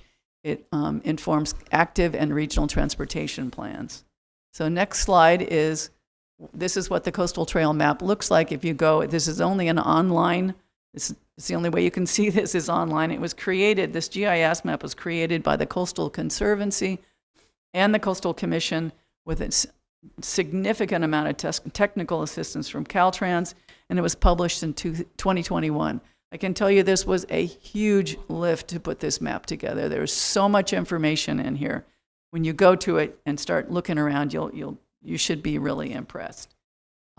This map shows the completed segments of the Coastal Trail. For where there is no Coastal Trail, there's nothing there. And the point of this is to inform local planning agencies, state agencies, Caltrans, whomever, to be able to look at where the gaps are and when opportunities rise, to be able to bridge those gaps. This trail is a work in progress. It's about 70% complete at this time. And remember, it's a braided trail system, so it will be much longer than the state of California's 1,230 miles in length. Next slide. I want to move to where we are today. Here we are. This is a sample of what the Coastal Trail map looks like.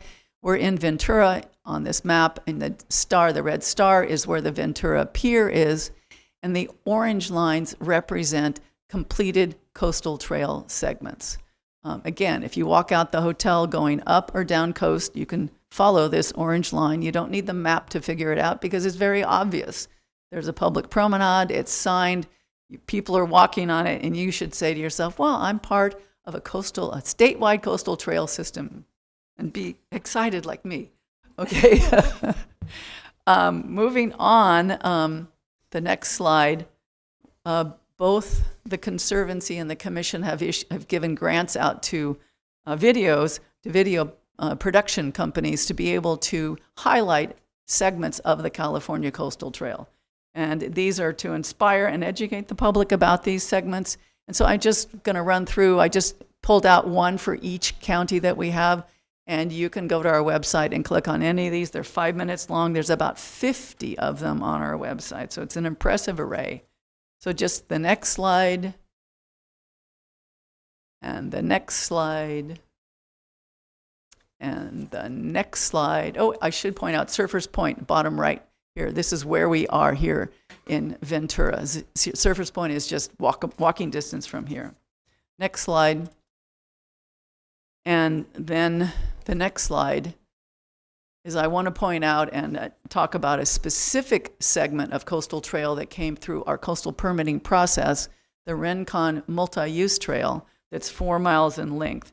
It's about 15 miles north of here, and it was a permit requested by Caltrans and permitted by the Commission with a lot of discussion and collaboration between the Commission and Caltrans staff that created an incredible amount of public access amenities, which I'm going to show you in a minute. This coastal trail, or this multi-use trail, was opened in 2014. So it's been in use for quite a while. Very, very popular. Okay, next slide. I want to show you what this area looked like before. Before, you see on the top right, you see a bicyclist who's sandwiched between a truck that's coming on their left and a parked car on their right, and that bike lane, that little stripe there where they're supposed to ride their bike, and I guess they were supposed to feel somewhat secure.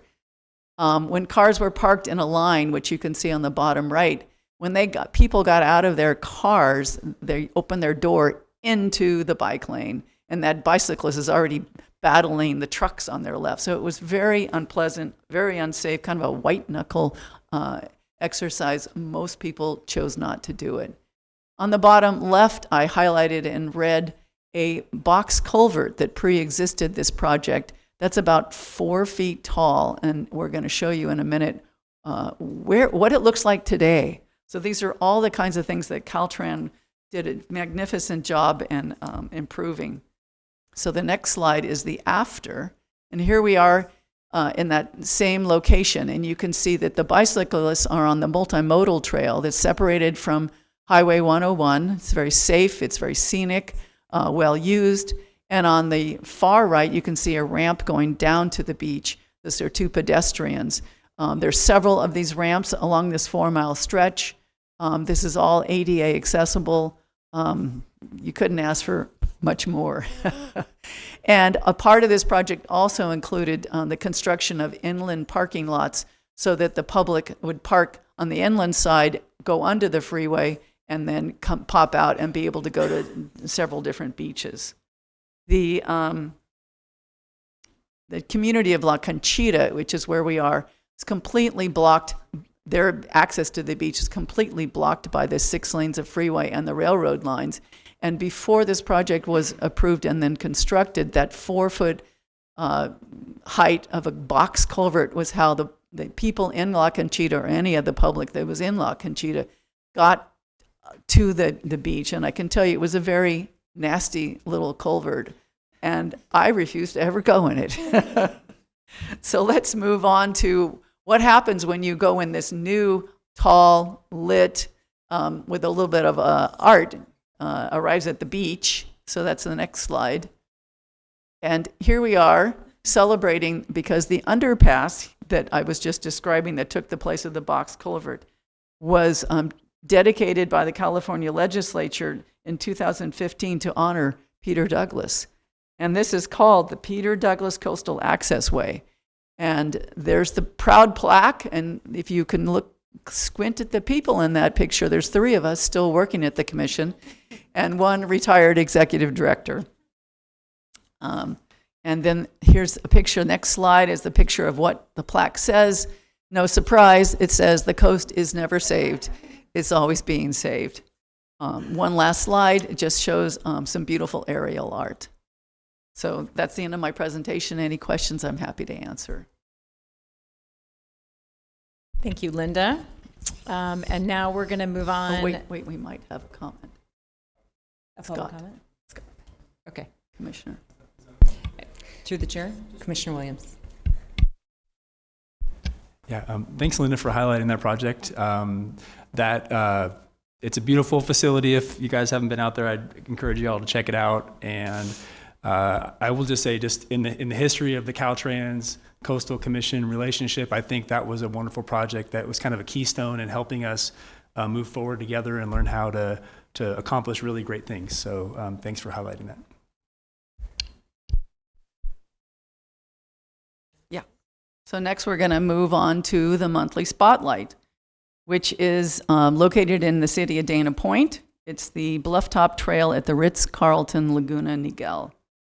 And this Blufftop provides outstanding public views of the shoreline. Salt Creek County Beach is right next door, and the Dana Point headlands are just down coast. The commission approved this Blufftop Trail as part of a 400-room resort in 1982, along with conditions to require a continuous paved trail around the hotel. The purpose of the pathway was not only to provide public views of the dramatic shoreline, but also to extend this walkway to the pre-Coastal Act county park called Salt Creek County Park, where there's access to the beach and other public amenities.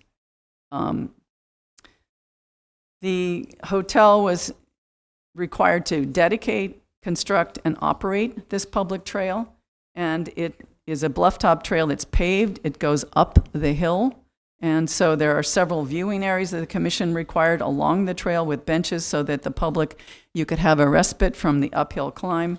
And when you get to the top, there's mounted binoculars and an outdoor fire pit that the general public can enjoy. The viewing areas also to give the public the fabulous views, again, of the Dana Point headlands to the south, the Salt Creek Beach to the north, and on a really clear day, out to Catalina Island. So we're ready for our two videos. One in English, one in Spanish. Spectacular ocean views from this cliff-top trail at the Ritz-Carlton Laguna Niguel. Visitors can spot whales and other marine life from sweeping perches while walking along this paved path. The trail climbs up along a steep bluff edge to the hotel, offering benches for respite. From these viewpoints, visitors can see Salt Creek Beach, Dana Point headlands, and, when the skies are clear, Catalina Island. Take the bus or park your car for a small fee at the adjacent Salt Creek Beach parking lot located off of Ritz-Carlton Drive. Here you will find public restrooms. From the parking lot or bus stop, there are 3 ways to reach the hotel's scenic clifftop trail. When starting from the parking lot, most visitors choose the Salt Creek Beach tunnel entrance and enjoy its iconic murals. Follow the driveway down toward the beach. It will lead you through Salt Creek Beach Park, a steeply sloping park offering public restrooms, an outdoor shower, gazebos, and benches. Just before you reach the beach, turn left onto the Ritz-Carlton's Clifftop Trail, a segment of the California Coastal Trail. It's a 5-minute walk uphill from the beginning of the trail to the hotel's sprawling lawns and cozy outdoor fire pit. The paved path features stunning overlooks that allow you to take in the gorgeous greenery of the cliffside and the majesty of the Pacific Ocean. One of the viewing areas also offers mounted binoculars. Another way to access the trail is to start at the front of the hotel along Ritz-Carlton Drive. Take the public beach access stairway in between the trolley stop and the bridge to end up just outside the tunnel at the beginning of the park driveway. Or, for a less scenic but more level and direct route, take the public beach access stairway at the other corner of the hotel facing the street to find a path that leads you along the edge of the hotel and connects to the Clifftop Trail. Public access like this is made possible thanks to the California Coastal Act and the California Coastal Commission. Visit the cliff overlooking Salt Creek Beach for some fantastic views of the California coastline.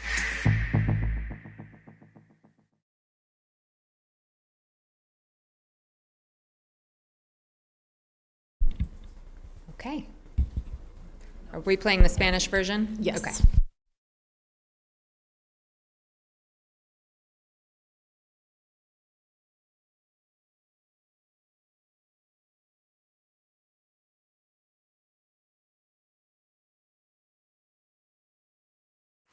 Disfrute de espectaculares vistas al océano desde este sendero en el acantilado de Ritz-Carlton, Laguna Niguel.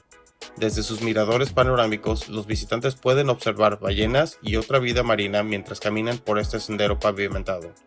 El sendero sube por la cresta del acantilado hacia el hotel donde se encuentran bancos para descansar.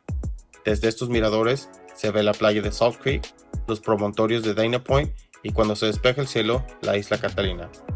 Se puede tomar el autobús o estacionar los carros por una pequeña tarifa en el estacionamiento adyacente a la playa de Salt Creek, ubicado en Ritz-Carlton Drive. Ahí se encuentran baños públicos. Desde el estacionamiento o la parada de autobús hay 3 maneras de llegar al sendero panorámico del hotel. Al comenzar desde el estacionamiento, la mayoría de gente elige la entrada del túnel de la playa de Salt Creek y pueden disfrutar de los icónicos murales. Sigue el camino de acceso hacia la playa, le llevará a través del parque de la playa de Salt Creek, un parque empinado con baños públicos, una ducha libre, kioscos y bancos. Justo antes de llegar a la playa, gira a la izquierda en el acantilado de Ritz-Carlton, que es un tramo del sendero costero de California. Desde el inicio del sendero son 5 minutos a pie para arriba hasta los grandes jardines del hotel y su fogata acogedora al aire libre. El camino cuenta con miradores impresionantes que le permitirán contemplar la vegetación del acantilado y la majestuosidad del Océano Pacífico. En uno de los miradores también hay binoculares. Otra forma de ascender al sendero es comenzando frente al hotel, en Ritz-Carlton Drive. Tome las escaleras públicas a la playa entre la parada del tranvía y el puente, y llegará justo a la salida del túnel, al inicio del camino del parque, para una ruta menos panorámica pero más nivelada y directa. Tome las escaleras de acceso público a la playa en la otra esquina del hotel, frente a la calle, para encontrar un sendero que bordea el hotel y conecta el sendero de la cima del acantilado. Este acceso público es posible gracias a la Ley Costera de California y la Comisión Costera de California. Visita el acantilado con las vistas de la playa de Salt Creek para disfrutar el paisaje y unas vistas fantásticas de la costa de California. Thank you. And thank you, Linda, for the highlight on the public access program and our public access way for this month. And finally, one last thing. I wanted to let the public know that there will be a beach party this fall to celebrate the 50th anniversary of the Coastal Act. It will be held in Long Beach on October 10th at Junipero Beach. And the event will be free of charge and open to the public for an afternoon of speakers, entertainment, and activities to celebrate 50 years of coastal protection. So more details to come, but please mark your calendars and get ready to celebrate.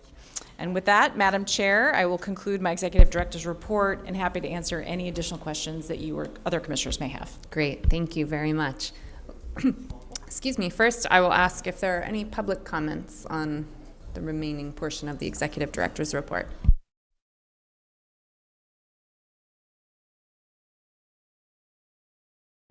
None.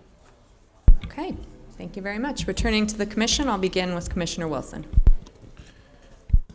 Thanks. I just want to go back to the subject of the California Coastal Trail. I want to say that the Uber driver that I had yesterday bringing me from the airport to here commented how much he enjoyed riding his bicycle between Ventura and Santa Barbara, and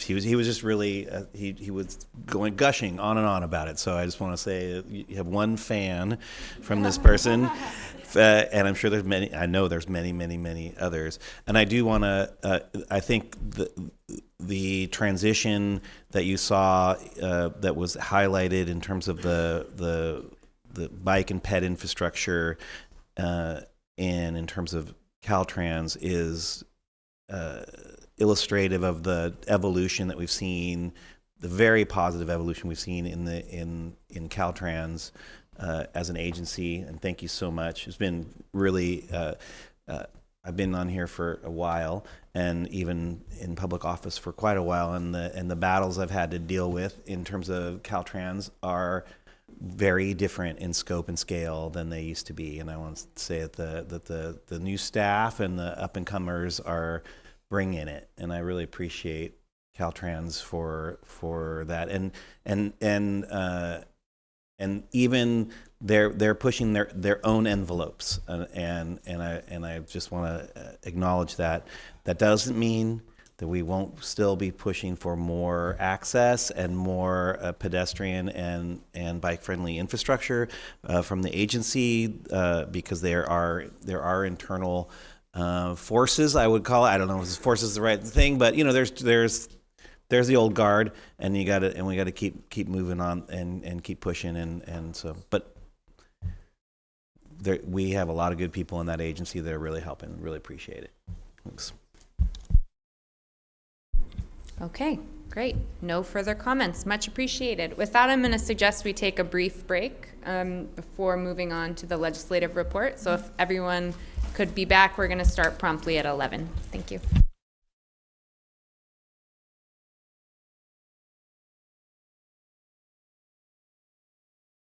Okay, thank you, everyone. We are back in session, and we will move on to item 6C, which is our legislative report. To you, Mr. Drake. Thank you, Chair Harmon. Good morning, Commissioners. This is the legislative report for July. Staff is bringing 2 bills to you today to consider for a position, but first I'll provide a brief update on the legislative session. July 2nd was the deadline for legislative policy committees to pass bills for the year. The majority of bills listed in the legislative report met that deadline and are now in the Appropriations Committee of their second house. There are just a few updates to share on the Commission's priority bills since last month. First, AB 1976 by Assemblymember Wicks, which would make a number of statutory changes related to pedestrian mall projects, was amended last month.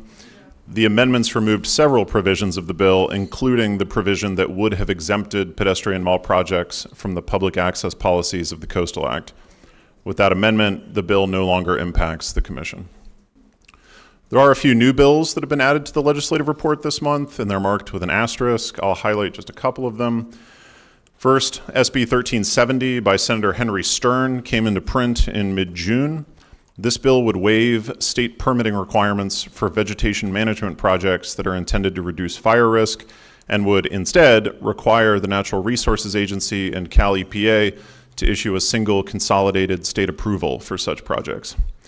The bill was amended in the Assembly Natural Resources Committee last week to clarify that state permitting agencies, including the Commission, would still be responsible for reviewing whether proposed vegetation management projects are consistent with the resource protection policies in the statewide Fuels Reduction Environmental Protection Plan, and for sharing their consistency findings with the Resources Agency and EPA to inform their approvals. With these amendments, the bill would essentially maintain the current state process for reviewing and approving vegetation management projects, which was created by the Governor's 2025 Wildfire Emergency Proclamation. The bill would sunset at the end of 2030. It's currently in the Assembly Appropriations Committee. Another new bill this month, AB 1751 by Assemblymember Quirk Silva, would enact the Missing Middle Townhome Ownership Act, which would require local governments to ministerially review proposed townhome projects. The bill would apply in the coastal zone, and it contains language clarifying that it does not weaken or alter the application of the Coastal Act or LCP policies to townhome projects. Staff does not have policy concerns with this bill. Several fast-moving bills that the Commission has been tracking this year have already made it to the Governor's desk. One is AB 2791, which was authored by the Assembly Natural Resources Committee. The bill performs various non-controversial statutory cleanup throughout the Public Resources Code. Relevant to the Commission, the bill amends the Coastal Act to correct outdated references and add a few clarifying definitions. The legislature passed the bill at the end of June, and it was signed by the Governor on Monday, so it'll take effect on January 1st. Another fast-moving bill is SB 963 by Senator Laird, which the Commission took a support position on. That's the bill that would establish timelines for the Commission to process de novo appeals of local CDPs and would also codify some basic requirements for how to properly file an appeal. The bill passed unanimously out of the Assembly last week and is now on the governor's desk. Looking ahead, the legislature adjourned for its summer recess on July 2nd. On August 3rd, it'll reconvene, and they'll have 1 month to pass bills before the session ends. With that, Chair Harmon, I'll pause in case there are any questions about the legislative report before we move into the bill analyses staff is prepared. Thank you very much. Questions? Okay. Back to you, Mr. Drake. Alrighty, so as I mentioned at the top, staff has prepared 2 analyses for the Commission today. Just as a quick point of procedure, we understand that there are a couple of public commenters, and so I'll walk through both analyses if it's agreeable with the chair, and then we'll take public comment before the Commission votes on each bill. So the first bill staff is bringing to you today is SB 1159 by Senator Chris Cabaldon, and staff is recommending the Commission take a support position. This bill would amend the definition of the word person in the Coastal Act and multiple other statutes that provide for public participation in agency proceedings, including the Brown Act, Bagley-Keene, CEQA, the APA, to specify that a person does not include artificial intelligence systems. The impetus for this bill is an emerging trend of AI being used on a mass scale to bombard public comment opportunities to try to sway agency decisions. Staff's analysis describes a few recent instances with agencies in both Southern California and the Bay Area where in the run-up to a significant agency decision, the agency would receive an influx of written comments advocating for a certain outcome. But when the agency tried to verify the comments, many of the residents whose names were on those comments said they hadn't submitted them. This sort of fraudulent use of AI interferes with the line of communication between public and government, with the potential to cause outcomes that aren't in line with the public interest. Manufactured AI engagement can also monopolize government resources and staff who are often legally required to respond to comments. This sort of activity undermines both government's faith in public processes and also the public's faith in government decision-making. SB 1159 seeks to address this issue by specifically excluding AI systems from the definition of person in statutes that provide for public participation in government proceedings, including the Coastal Act. Codifying this clarification will provide agencies with a clear legal basis to potentially reject public comments that are confirmed to have been generated and submitted fraudulently by AI. Importantly, the bill distinguishes between fraudulent use of AI on one hand from instances where members of the public legitimately may use AI to help overcome disabilities or other barriers to participation in public processes. The bill specifically affirms the continued right of the public to utilize these assistive technologies to participate in government. In conclusion, this bill is a reflection of the fact that as AI technology continues to evolve, the law must evolve too. SB 1159 would help safeguard the integrity of state public engagement processes from the fraudulent use of AI, while still ensuring that people with disabilities have access to the tools that facilitate their participation in government. For these reasons, staff is recommending that the Commission support SB 1159. I'm happy to answer any questions. Otherwise, I can move on to the second bill analysis. Please. The second bill staff is bringing to you today is an updated analysis of AB 1740 by Assemblymember Rick Zabur. As you'll recall, earlier this year, the Commission voted to oppose AB 1740 unless it was amended to remove the proposed Coastal Act exemptions. During last month's legislative report, staff described amendments that the author had agreed to make, but which were not yet in print, which would remove all the exemptions from the bill. Those amendments came into print on June 15th, which moved the Commission to a neutral position at that time. In its amended form, AB 1740 would still add language to the Coastal Act related to the City of Santa Monica and to transportation projects, albeit now taking a substantially different approach. Now that this new language is in print, staff has prepared a written analysis with the recommendation that the Commission take a support position on the bill. As amended, AB 1740 would now do two things. First, it would require the City of Santa Monica and the Commission to complete the city's LCP.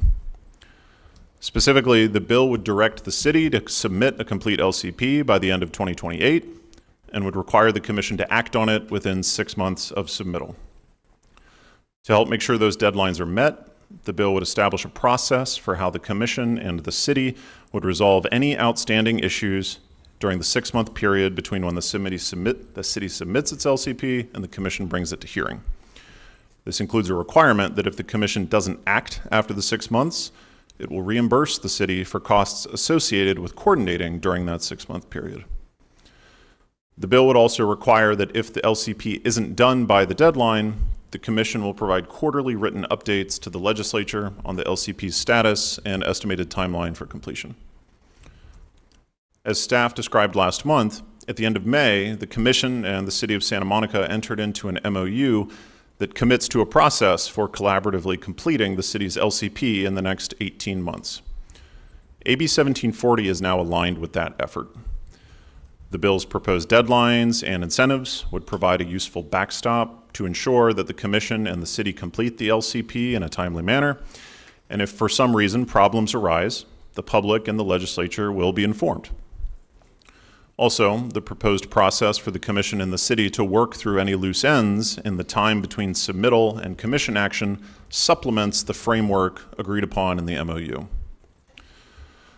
Ultimately, completing Santa Monica's LCP would be a significant long-range coastal planning achievement for the state. As amended, AB 1740 would provide additional assurance that the effort currently underway between the Commission and the city is successful, and it would do so without creating any Coastal Act exemptions. The second thing AB 1740 would do now is expand the existing process that the Commission uses to fast-track the creation of new multimodal transportation facilities. Currently, this process can be used only to expedite LCP amendments that allow for the conversion of a single vehicle lane into either a transit, bike, or a pedestrian right-of-way. AB 1740 would expand this process to allow the Commission to expedite individual multimodal projects by waiving the CDP requirement if the Executive Director finds that the project would maintain or enhance public coastal access. The bill would also broaden the universe of projects that can be expedited to include more significant reconfigurations of roadways rather than just projects that change one lane at a time. Importantly, as amended, the bill would preserve the Executive Director's discretion to evaluate whether multimodal projects that would eliminate public street parking must relocate or replace any of that parking as part of maintaining commensurate public coastal access. Altogether, this second piece of the bill would expand the Commission's ability to streamline new multimodal transportation projects while ensuring that public coastal access remains available for visitors to the coast. Before I conclude on this bill, I just want to note two additional things. First, in staff's written analysis, the list of organizations that support or oppose 1740 is now outdated. That list is from the time period when organizations were reviewing the significant revisions to the bill and reconsidering their positions, so there aren't that many organizations listed. An updated list was published after staff's report, and it shows that about 40 various organizations are in support of the bill in its new revised form, and none are in opposition. The second thing I'll note is a recent update that's separate from, but very relevant to this bill. In the final days of June, draft budget trailer language was circulated within the legislature that would exempt any proposed multifamily housing or mixed-use residential project in Santa Monica's coastal zone from the Coastal Act until the city's LCP is certified. While the language did not officially go into print, it was reported on in the media, which generated significant public pushback. Ultimately, the draft language did not make it into the budget that the governor signed on June 30th. That said, it remains possible that additional attempts to push such exemptions into law through a budget trailer bill could be made when the legislature reconvenes in August. Staff will remain vigilant and keep the legislative subcommittee and the commission updated over the coming months. With all that being said, as amended, AB 1740 now aligns with the current effort by the Commission and the City of Santa Monica to complete the city's LCP. The bill would provide a legal mandate, added procedural clarity, and incentives to help make sure that the LCP is complete in the near future. It would also expedite the construction of multimodal transportation facilities while making sure that public coastal access is protected. For these reasons, staff is recommending that the Commission support AB 1740, and at this time I'm happy to answer questions about either bill. Commissioner Lowenberg. Mr. Drake, I just want to commend you and all the staff. Really awesome, awesome work. You guys worked your tails off on this, and it's admirable. And I think the conclusion the resolution has been spectacular. So I really want to applaud Director Huckelbridge, anyone else on the staff. You should pass that along. Awesome. Really, really good work. Seconded. Commissioner Jackson, did you want to make a comment? Thank you. Thank you for the briefing. Thank you to staff. I've got a couple comments, so I'm going to be a few minutes, so please, your indulgence. A lot of thank yous to the people of Santa Monica, the neighboring groups, the nonprofit organizations, the environmental advocates, the local businesses, and especially the young surfers who took time to show up, speak out, and stay engaged. Thank you. You know, it was a big wow, because watching the passion, the purpose, and your unwavering commitment to your community was both inspiring and encouraging. Your city council heard you, your district representatives heard you, and the leaders in Sacramento heard you loud and clear. Your voices were impossible to ignore, and your grassroots efforts made all the difference in stopping a bad bill. This was democracy in action. It was beautiful to observe. The commission several months ago unanimously opposed the bill, not only because it was a bad bill, but also because we all believed there was a better way. That better way is the one our Coastal Commission staff strives for every day: communication and collaboration, early and often. When people come together at the beginning of a process, listen to one another, work through issues before they become conflicts, and stay at the table, better outcomes follow. That's exactly what we're seeing now, and I hope this becomes the model for how we move forward together. At the same time, I think it's important to acknowledge what this process cost. For months, time and energy were spent pushing back against a bad bill, a wave of misinformation, and the narrative that the Coastal Commission was somehow the reason Santa Monica's local coastal program wasn't moving forward, and that the Commission was standing in the way of the city's economic development. Instead, that time could have been spent reviewing, processing, approving the very projects the original bill was intended to address, while simultaneously advancing Santa Monica's local coastal program. Had we started there, we'd likely be well on our way today. That's why I believe this process was flawed and ultimately unnecessary. I also want to extend my sincere appreciation to both the Coastal Commission staff and the City of Santa Monica staff. Thank you for staying at the table and doing the hard work to negotiate the Memorandum of Understanding. That agreement demonstrates exactly what can be accomplished through communication, collaboration, and a shared commitment to finding solutions. As we look ahead, I think we should all be genuinely optimistic, because Santa Monica has three things every successful local coastal program needs. First, an engaged city council and a city staff committed to getting things done. Second, an exceptional Coastal Commission staff that is committed to helping communities complete local coastal programs through partnership, communication, and collaboration. And third, a very passionate, informed, and engaged constituency. Residents, neighborhood organizations, environmental groups, local businesses, and young people who care deeply about their coast and are willing to stay involved. This is not an obstacle. I think it's one of Santa Monica's greatest strengths. These are the three ingredients that are necessary for success. While we have a bill before us for consideration today, I don't believe it's necessary in many ways. It reinforces a concern about Sacramento, in my opinion, never-ending race to pass more bills, not all of them answering the so what question. Does this legislation actually solve the problem? Does it produce a better outcome? I don't believe it does. I believe communication and collaboration, and the work that led to the Memorandum of Understanding accomplished what legislation could not. That said, I appreciate the recommendations from our staff. Given where we are today and the progress that has been made through the Memorandum of Understanding, I would vote to support the staff's recommendation.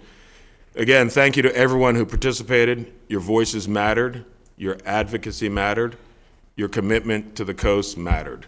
And in this 50th anniversary of the Coastal Act, your engagement is a powerful reminder that protecting California's coast has always depended on the informed, engaged public.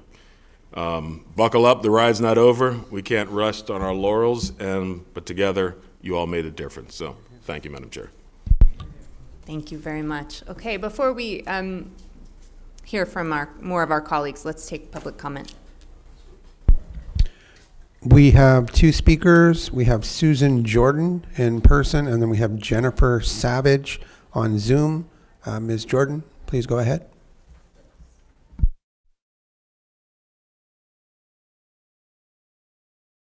You can just turn on the mic, Ms. Jordan, on the base. Where is it? Oh, there you go. Okay. Susan Jordan, I'm the Executive Director of the California Coastal Protection Network. Our coalition of 40-plus organizations is thrilled that AB 1740 by Assembly Member Zebur has been amended to remove all Coastal Act exemptions. We knew it would be a very long, hard fight, but the end result miraculously reaffirmed the importance of the local coastal program process and forged a working relationship between your staff and the City of Santa Monica that will result in a certified LCP. But the fight is not over. Assembly Zebur amended his bill on June 15th to remove all Coastal Act exemptions, including the most controversial exemption that applied to all multi-unit mixed-use development in the Santa Monica coastal zone between Wilshire and Pico Avenues. Roughly a week later, on June 22nd, the governor's office unofficially circulated similar but broader language that would exempt those same class of projects in the entire Santa Monica coastal zone from the Coastal Act until the city certifies their LCP.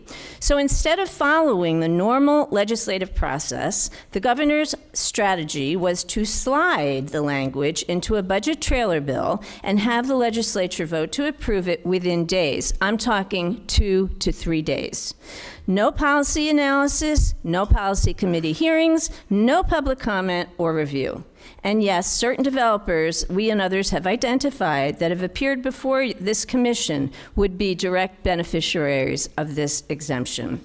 On June 23rd, we were applauding 1740 in the Senate Natural Resources and Water Committee and the removal of the Coastal Act exemptions, and the next morning we were scrambling to stop the governor's effort. And we did stop it, with credit going to, excuse me, many organizations, community members, and Assembly members of Burr, who all rose up to oppose the governor's effort as soon as it became public.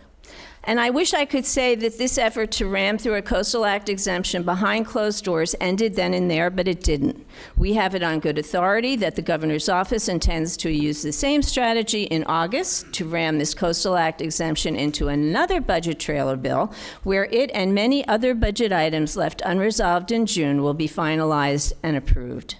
So that I regret that I have to bring this news to your table or dais or however you want to define it, but this commission and the public who depends on you deserves to know what is happening behind the scenes. We are doing everything we can to stop this, and we urge you and the public who have done such an amazing job and all the organizations that are working to protect this commission and the Coastal Act to do the same. Thank you very much. Thank you, Ms. Jordan.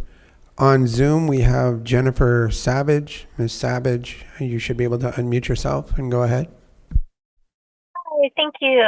Good morning again, Chair and Commissioners. I am speaking actually on AB 2734, but strongly echo the sentiments of my colleague, Susan Jordan.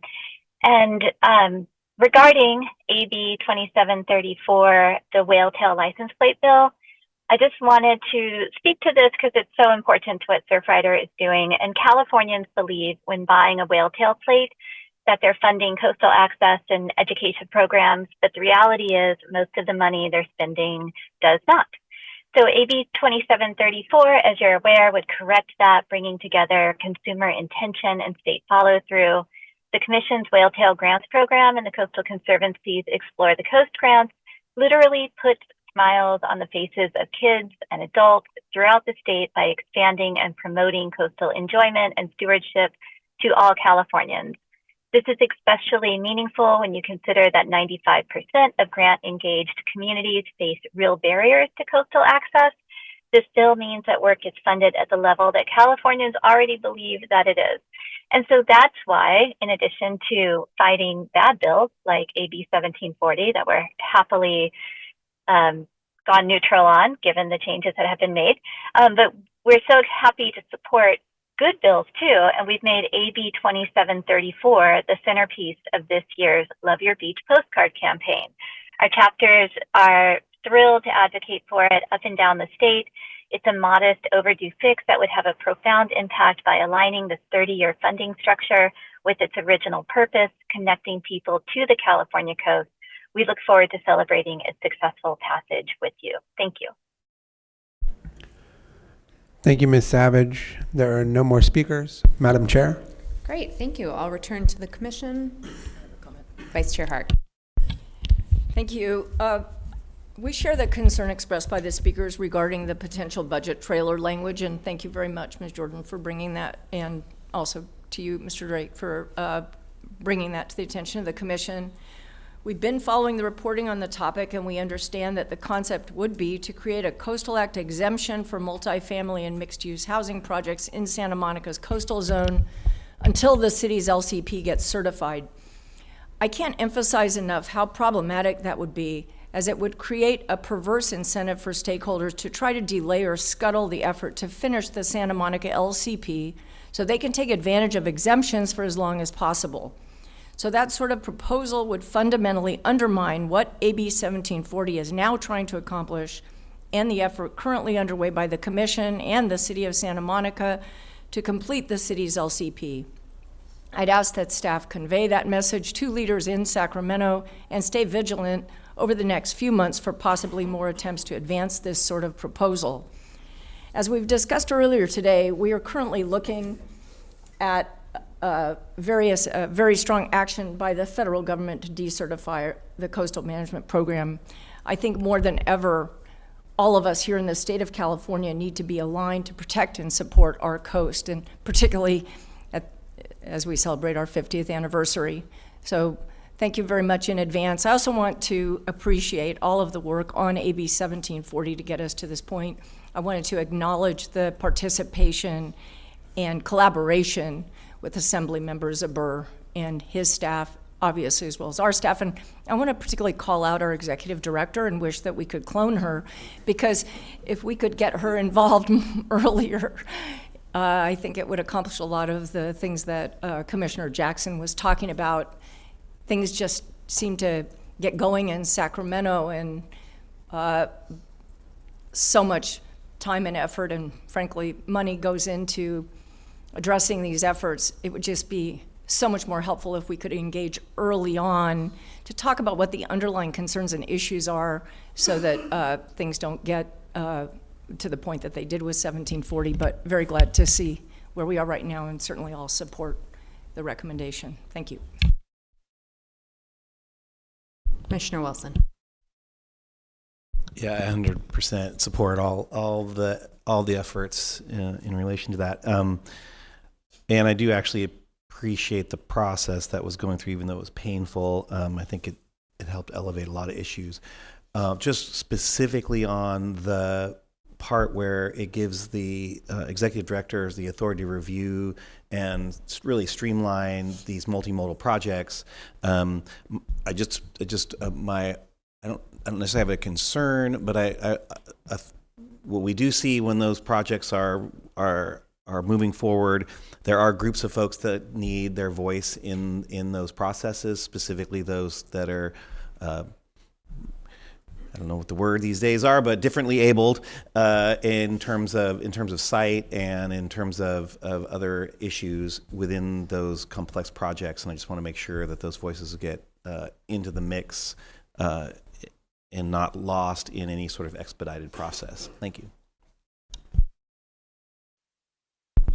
Through the chair, if I might respond. Thanks for that comment, Commissioner Wilson. We're paying attention to that very same thing, and I think that that discretion in part gives us the ability when we need to have a public hearing and a permit, we will do that. There are projects occasionally where it really a streamlined process is really useful, and so we are glad to have that flexibility moving forward. And I just wanted to first off appreciate the comments from the commission too about staff's work and specifically for me, but to make very clear that I may sit in this chair, but this is a team effort. I am, and I specifically wanted to call out Sean Drake and the work that he did on 1740, and it was incredible. We wouldn't be here without his work with, trying to come up with solutions that pulled in all the parties. And so thank you, Sean, and also our district staff who you don't see in front of you right now, but they also played a very important role,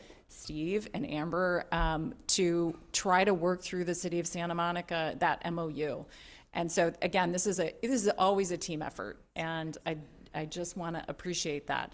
And then of course Sarah Christie, who isn't here today, but played an enormous role in with Sean as part of our ledge unit to again find solutions. And I think I appreciated the comments about, I invite whether it's legislators or communities, cities, counties to come and talk to us when you have a problem, because we really do try to find solutions that are mutually beneficial to all parties. That's really our effort and how we approach problems. And so I invite those conversations early. And again, we have a good outcome here, but it would be great if we didn't, we could have started a little bit earlier and worked through some of the challenges we have directly with the city. So just want to, again, appreciate everybody on staff that had a role in this and the public, because there was a lot of voices in Sacramento, but also in our hearings and in public. And, it did make a difference. It's important to have those voices in these spaces, and a special thanks to as I think Commissioner Jackson mentioned, the community of Santa Monica. We heard very loudly from several members of that community, and I think that mattered for us to understand where they were coming from. So with that, I'll close. Thank you very much. I'll just join with you, Director Huckelbridge, and my colleagues, and say, as they did, just a remarkable collaborative effort. So thank you. Mr. Drake, thank you very much. I'll turn to my colleagues for a motion. Commissioner Lowenberg. Okay. Staff recommendation. Okay. It's a motion by Commissioner Lowenberg, a second by Commissioner Jackson. For clarification, they are recommending a yes vote to support AB 1740 and the other one as well. Thank you, 1150. We'll need to take a roll call vote because we have a commissioner participating online. Thank you. Commissioner O'Malley? Yes. O'Malley, yes. Commissioner Escalante? Yes. Escalante, yes. Commissioner Hart? Yes. Hart, yes. Commissioner Jackson? Aye. Jackson, yes. Commissioner Kelly? Yes. Kelly, yes. Commissioner Lee? Yes. Lee, yes. Commissioner Lopez? Yes. Lopez, yes. Commissioner Lowenberg? Yes. Lowenberg, yes. Commissioner Smith? Yes. Smith, yes. Commissioner Preciado? Yes. Preciado, yes. Commissioner Wilson? Yes. Wilson, yes. Chair Harmon? Yes. Harmon, yes. The vote is unanimous. Great. Thank you very much.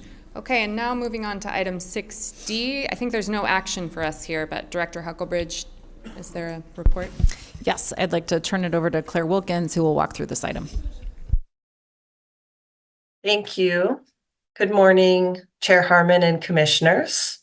Regarding item 6D, fee increases, every year the Commission adjusts permit and other application fees for inflation. Regulation Section 13055 contains the schedule of fees. As the regulation describes, fees are increased each year according to the California Consumer Price Index. This fiscal year, The year-to-year increase is about 3.6%. The new fees are published in application forms by July 1st when the fees take effect. In the same rulemaking, the figure for what defines a major public works project or major energy facility is also adjusted for inflation. That change takes effect on approval. Staff submits the proposed amendments to the Office of Administrative Law, which for the past several years has accepted these changes as non-substantive. No commission action is required, and I'm available for any questions. Great, thank you. Are there any public comments? There are none. Okay, thank you. Any questions or comments from my colleagues? All right, seeing none, let's move on to the consent calendar, please. Thank you, Chair Harmon. That brings us to item 7, the agendized consent calendar. There are 2 items agendized on the consent calendar today.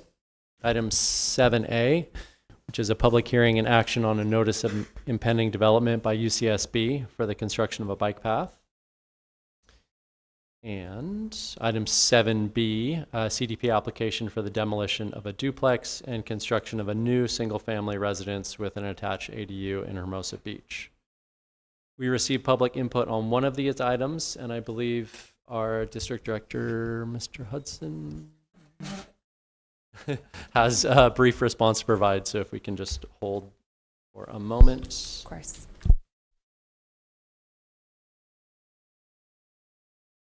Apologies.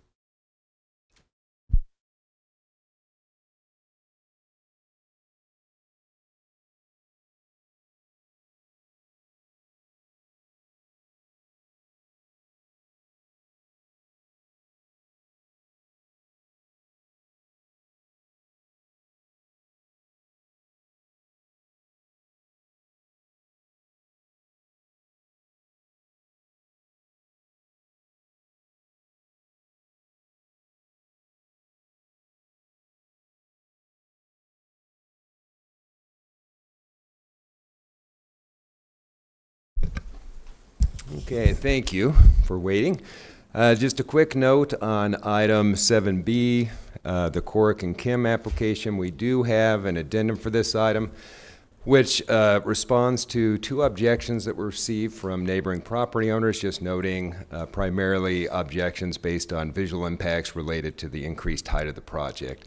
As explained in the addendum and in the staff report, staff has done an analysis and does not believe that the 30-foot high building, which exceeds the city's typical 25-foot height limit, in this case is out of character with the area and would not result in any potential adverse impacts to public access or block views to the ocean. So we continue to recommend that this item be approved as part of the consent calendar. And with that, I'll turn the mic back over to Deputy Director Teufel. Thank you.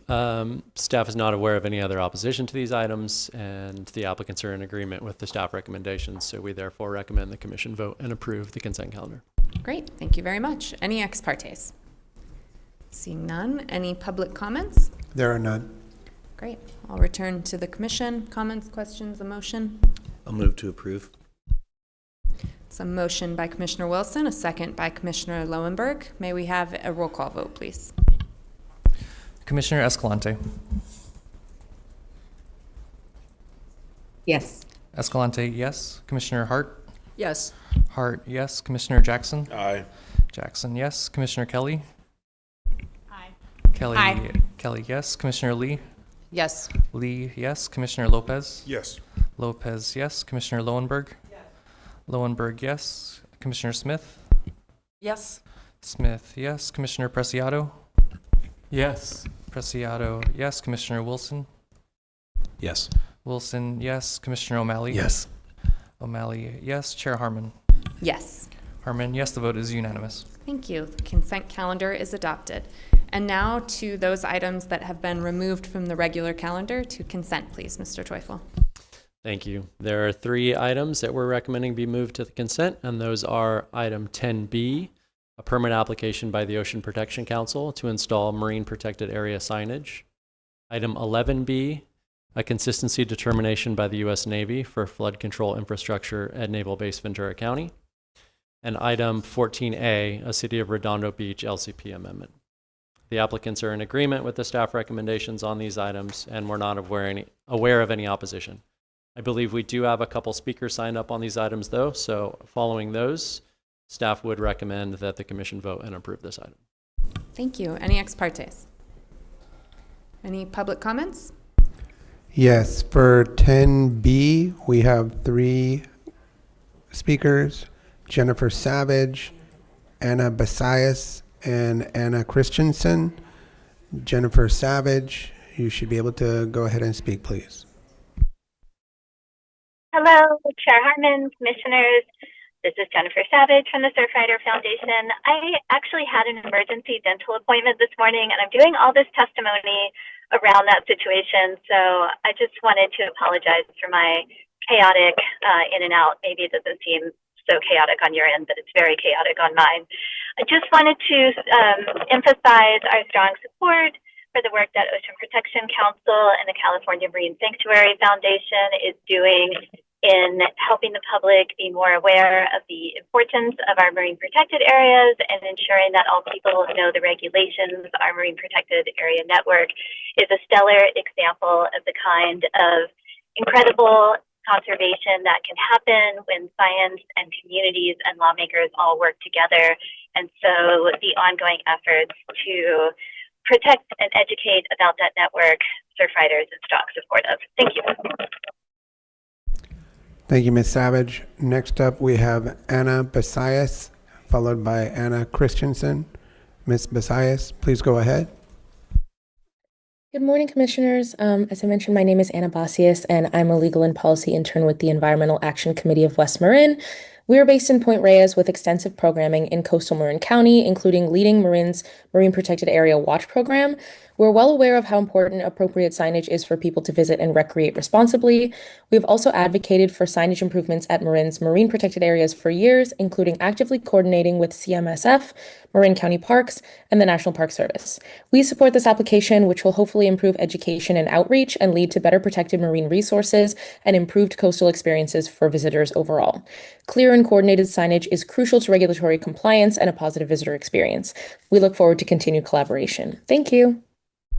Thank you, Ms. Basias. Next up, we have Anna Christensen. Ms. Christensen, please go ahead. Yes, I'm representing Sierra Club California's Coastal Commission, and we took a look at this agenda item, and we're, of course, very supportive of signage, especially educational and public safety signage. Our comments, we believe, were heard to a degree in that you are now requiring more support for tribal communication. So we really appreciate that extra addition of that consultation. However, it is a concern that out of the over 100 tribes that were impacted, according to Native American Heritage Commission, which is not a complete list, I might add, that so few were able to be contacted and participate. And we would just encourage, and I know it's really challenging, and we're very supportive of the Coastal Commission, but under the law, the law about tribal consultation and respect for tribal cultural resources especially focuses on forming relationships with tribes. And relationships are more than just contacting somebody when a project comes up. So we truly believe that tribal people do care about these places, do care about their cultural resources, but are in the most part along the coast really strapped for cash and personnel to respond. So we would just encourage you to do whatever you can and reach out to nonprofits or whoever you think can help you form these relationships so we don't just have to deal with stuff after a project is already planned. And thank you very much for everything you do. And we will see you in August at the NOAA meetings. Thank you. Thank you, Ms. Christensen. We have, for item 11B, we have one speaker and one individual available for questions. We have Jason Kolumsky-Jones available for questions, and then we have Leslie Purcell to speak. Ms. Purcell, are you available? There we go.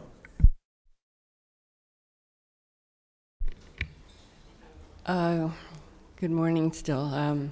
It's Leslie Purcell. I just had a question about the Navy's proposal. I know that it's a very wet area over there. There's a lagoon, there's wetlands, and they would be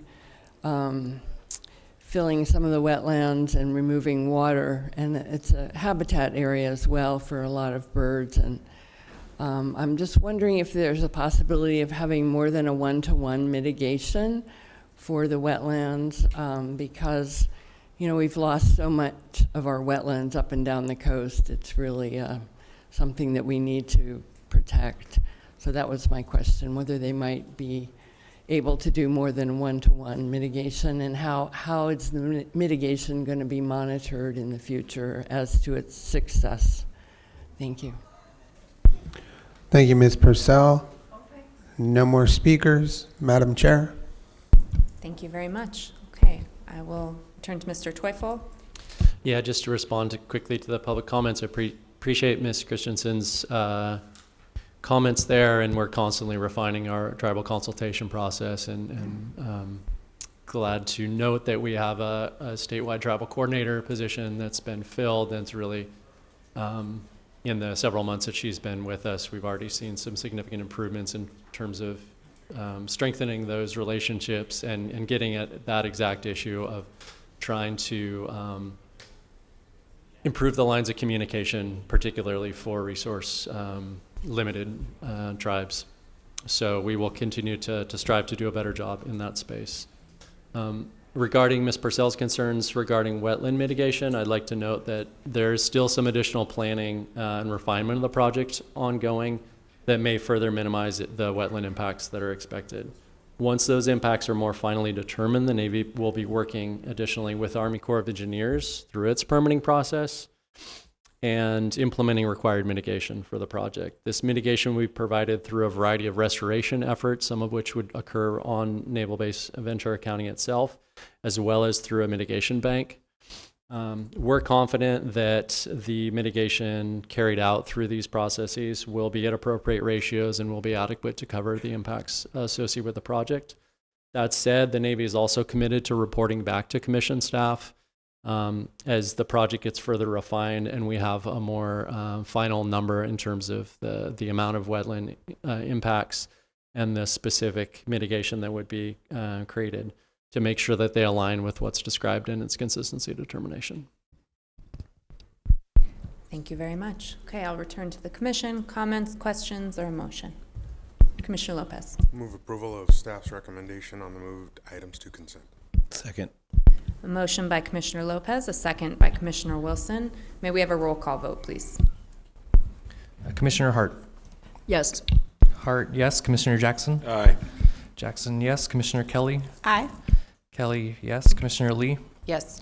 Lee, yes. Commissioner Lopez. Yes. Lopez, yes. Commissioner Lowenberg. Yes. Lowenberg, yes. Commissioner Smith. Yes. Smith, yes. Commissioner Preciado. Yes. Preciado, yes. Commissioner Wilson. Yes. Wilson, yes. Commissioner O'Malley. Yes. O'Malley, yes. Commissioner Escalante. Yes. Escalante, yes. Chair Harmon. Yes. Harmon, yes. The vote is unanimous. Great, thank you. The motion carries. Okay, we will continue on, and now we are at the Deputy Director's report. Back to you, Mr. Teufel. Thank you. That brings us to item 9 in the Deputy Director report for Energy, Ocean Resources, and Federal Consistency Division. We have 4 negative determination concurrences to report this month and 2 immaterial amendments for the Commission's consideration. One by Hog Island Oyster Company for the installation and use of new aquaculture gear in Tomales Bay, and one by the City of Fort Bragg for changes to its pilot desalination project that will allow it to avoid the installation of a seafloor pipeline. Staff is not aware of any opposition to these items and are therefore asking whether 3 or more commissioners object to the immaterial amendments. Thank you. Any ex partes? Any public comments? No public comments. Thank you. Do 3 or more commissioners object to any item in the Deputy Director's report? Seeing no such objections, the Commission concurs. Okay, we will now continue on. I believe 10A and 11A share a combined presentation. Thank you. That's correct, Madam Chair. So with that, I will turn the presentation over to Mark Danielson, who I believe is on Zoom to provide this. Good morning, Chair and Commissioners. This next item is W10A and W11A. In this project, AT&T Enterprises LLC is requesting a CDP amendment and concurrence with a federal consistency certification to remove portions of its Japan-US fiber optic cable array. This array reached the end of its useful life and was taken out of service by AT&T back in 2023. Specifically, the project would remove the cables from their shore landings out to the end of their burial depth, roughly 50 miles offshore. The project would result in over 123 miles of out-of-service fiber optic cables being removed from the seafloor off of San Luis Obispo and Mendocino counties. This work would provide significant coastal resource benefits by reducing marine debris and removing potential entanglement hazards for both wildlife and fisheries. On this slide, you can see the view of Morro Bay from Montaña de Oro State Park, which is part of the project area and the location of the shore landing for the fiber optic cable segment that would be removed there. The remainder of the project activities would be taking place offshore. Next slide, please. AT&T installed the subject cables in 2000 and 2001 as a part of the Japan-US cable network. These were some of the first transoceanic fiber optic cables installed off of California, and they were operated until 2023, when they reached the end of their service life. There are now over 25 other transoceanic fiber optic cables approved by the Commission with landings in California. And this is more than almost any other coastal state, and helps serve the internet and communication needs of the entire country. These projects have been duly approved under the Commission's Coastal Act and CZMA authority. And while the Commission has never objected to a fiber optic cable project, it has worked with the applicants to establish and refine safeguards for coastal resources and uses, such as fisheries, wildlife, and sensitive marine habitats. For example, the Commission established requirements for these cables to be removed at the end of their service life when no longer in use. And this allows for the cable routes to return to use by fisheries, eliminates entanglement risks to wildlife, and prevents the cables from degrading into marine debris. AT&T's original authorization includes such requirements, and the current project is being proposed to satisfy them. This project also complies with the 1999 agreement with California fishermen, which identifies the seafloor depth of 6,000 feet as the limit of removal work. And this depth was selected because of the limited amount of bottom contact fishing that occurs beyond it. This slide shows the proposed project area and cable corridors. The map at the bottom shows the cable segment traveling offshore Montaña de Oro through a subterranean conduit out to the end of its burial depth at 6,000 foot. This depth contour is the red line on the left, approximately 52 miles offshore. From here, the cable bends north and comes back to shore in Mendocino County, making landfall through another subterranean conduit at Manchester State Beach, shown in the upper map. This is where the AT&T cable station is located, and where the other cable segment travels offshore across the Pacific Ocean to Japan. Next slide, please. Proposed cable removal activities would begin offshore Montaña de Oro, where remotely operated equipment would descend to cut the cable roughly 50 miles offshore at a depth of 6,000 feet. Recovery rigging would then be attached, and the cable would be slowly pulled up and collected by a specialized vessel. This vessel would pull the cable vertically from the seafloor, a method of removal which minimizes the potential for seafloor scouring and marine wildlife entanglement. Once the cable reaches shallow water, divers would be used to expose the buried cable segment, cut it, and attach recovery rigging prior to the vertical removal. Cable removal activities off of Manchester would be similar but carried out in reverse. Divers would start the process in shallow waters and it would proceed offshore until 6,000 feet. The end of the cable would be secured with a clump weight, and then the remainder of that cable would be abandoned in place. All recovered cables would be transferred to a cable recycling facility at the end of the project. Next slide, please. Proposed work onshore would be limited to a single site within an existing paved parking lot at Montaña de Oro State Park, pictured here. The work would require limited personnel and be completed within several days. AT&T would retain its cable landings and seafloor leases with the California State Lands Commission for potential use in the future. Next slide, please. Although AT&T is proposing to remove the vast majority of its cable one more slide, please. Although AT&T is proposing to remove the vast majority of its cables offshore of California, one section would remain in place. This is because the cable overlaps with two other operational fiber optic cables owned by other companies. You can see here Bifrost and Global West are the operational cable segments that overlap the cable segment proposed for removal. In order to ensure these cables are not damaged by removal work, international cable standards call for the area of overlap to be left undisturbed. And as such, AT&T would cut its cable a safe distance away, secure it to the seafloor with anchor weights, and then leave it in place pending future removal. Next slide, please. To address potential risks to coastal resources from the proposed removal work, staff is recommending 4 special conditions. Special Condition 17 would memorialize and integrate the mitigation measures included by the California State Lands Commission in its mitigated negative declaration. These include protections for marine habitats and wildlife, fishing, invasive species, cultural resources, and hazardous materials. The full list of mitigation measures is included in this report as Exhibit 7. Special Condition 18 would require AT&T to conduct pre-project surveys to ensure the avoidance of all sensitive seafloor habitats during vessel anchoring and cable laydown, and to submit an updated marine safety and anchoring plan for Executive Director review and approval. Special Condition 19 would ensure that project activities do not result in spills of hazardous materials through the implementation of a critical operations and curtailment plan. And then finally, Special Condition 20 would help ensure the cable segment left on the seafloor off Montaña de Oro is removed in the future following the decommissioning and removal of those overlapping active cables. Next slide, please. Staff recommends that the Commission approve the Coastal Development Permit Amendment and conditionally concur with the consistency certification subject to conditions set forth in the staff report and addendum. The motion and resolution can be found on page 4 of the staff report. I also want to note that a brief addendum to the staff report was posted online on Friday to provide a minor correction to Exhibit 7 and to summarize the results of staff's tribal consultation work. Thank you, and I would be happy to answer any questions. Great, thank you very much. Any ex partes? Okay, any public comments?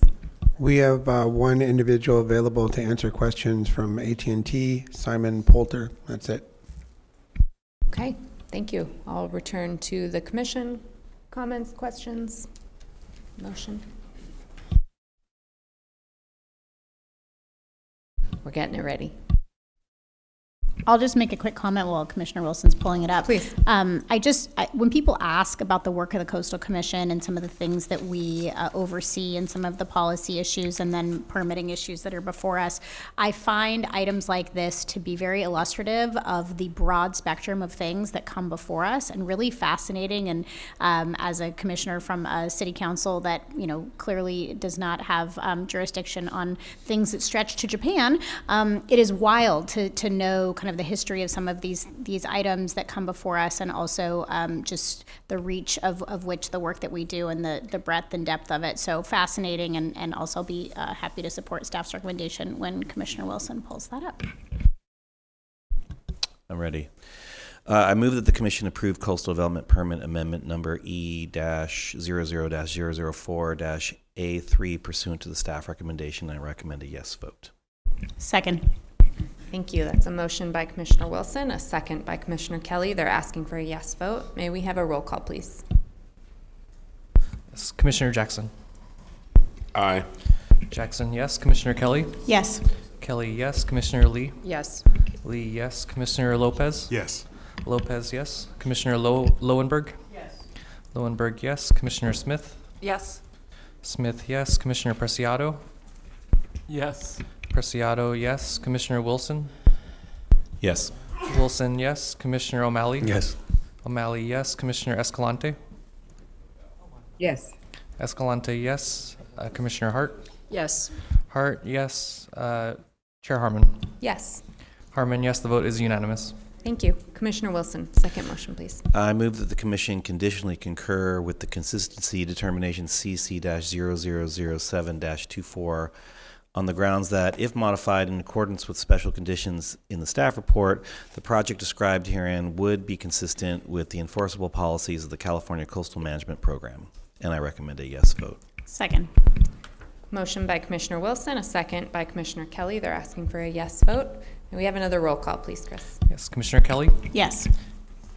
Kelly, yes. Commissioner Lee? Yes. Lee, yes. Commissioner Lopez? Yes. Lopez, yes. Commissioner Lowenberg? Yes.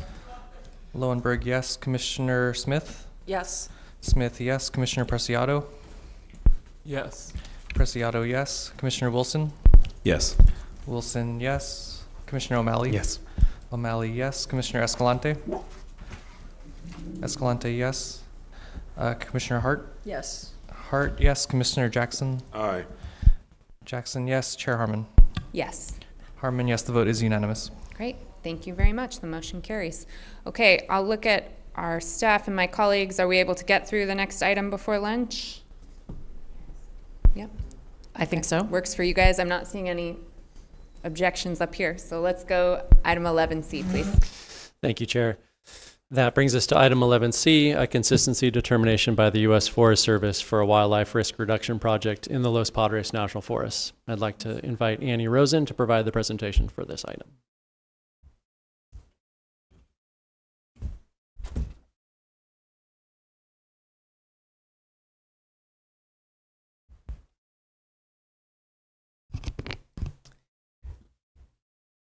Good morning, Chair Harmon and Commissioners. This item is oh, I'm sorry, we actually have a presentation for this one. Wait till that's ready. There we go. Good morning, Chair Harmon and Commissioners. This item is a consistency determination from the U.S. Forest Service for a wildfire risk reduction project in portions of Los Padres National Forest. Before I get into the presentation, I'd like to note that we posted an addendum yesterday that responds to comment letters we received. Next slide, please. In the proposed project, the Forest Service is proposing fuel reduction and wildfire resilience treatments across up to 33,000 acres of the National Forest. Up to about 1,900 acres would be on land seaward of the coastal zone boundary. The majority of these coastal treatment areas are in the Big Sur region, but there are also 2 proposed coastal treatment areas in the foothills near Carpinteria in Santa Barbara County. The proposed project area has been refined and reduced over the past several years in response to comments and concerns made by the public and commission staff. It initially exceeded 200,000 acres, with roughly 21,000 acres in coastal areas. But the version before the commission today reflects a 91% reduction in that coastal acreage and 86% reduction overall. In addition to reducing the total proposed treatment areas, the Forest Service has also refined the types of wildfire risk reduction strategies it is proposing. Seaward of the coastal zone boundary, it is focusing primarily on fuel reduction treatments along existing roads, trails, recreation areas, administrative sites, and other development. 3 fuel breaks are also proposed within this region, 2 of which coincide with existing roads. The third aligns with a historic fire break that was found to be effective during a past wildfire, and this third fuel break was also changed to its currently proposed position in response to community feedback. Next slide, please.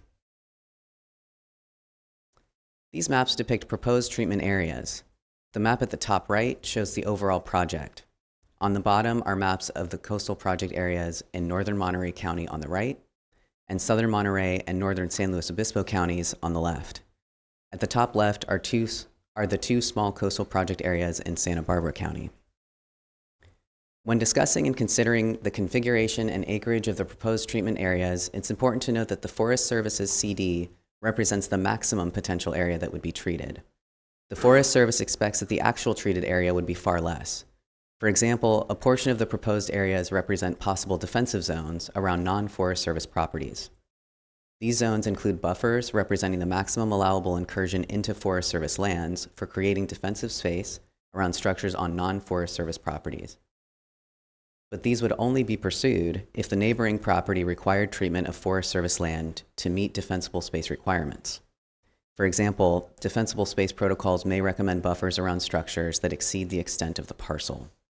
In these cases, the Forest Service would authorize treatments within Los Padres National Forest to help adjacent property owners satisfy fire safety recommendations. Additionally, the proposed areas were mainly established using desktop mapping tools and GIS-assisted planning. Although efforts were made to accurately identify areas for treatment, further refinement and reduction in treatment areas would occur in response to site assessments and on-the-ground surveys by resource experts. I also want to note that the Forest Service is proposing to implement the project over approximately 20 years as funding becomes available. 7,500 acres are expected to be treated per year, limiting the overall cumulative effect of the project at any one time. Next slide, please. Within the proposed areas, one or more treatment methods would be carried out, including mechanical or hand thinning of shrubs and trees, pile burning, chipping and grinding, mastication by mechanized equipment, mowing and weed whipping, targeted grazing by livestock, prescribed burns, hand application of herbicides on invasive species, and planting or seeding of native species. The Forest Service expects these treatments to slow the rate and intensity of wildfire spread, facilitate safe and effective firefighter response, and increase defensible space for evacuation routes, essential facilities like fire stations and communications infrastructure, and homes. Next slide, please. Additionally, the maintenance of fire breaks and defensible spaces is expected to reduce the need for emergency dozer lines in the event of a wildfire. On this slide, there's an example of a strategic fuel break on the left and an emergency dozer line on the right.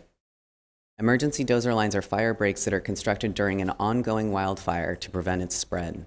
They're typically created using a bulldozer to rapidly clear wide areas of vegetation, often down to bare soil. These dozer lines are created on an emergency need basis and do not undergo the environmental review process required of planned fuel breaks, like those proposed in this project. This current project would not include the construction of any dozer lines and would not use bulldozers as a treatment method. Next slide, please.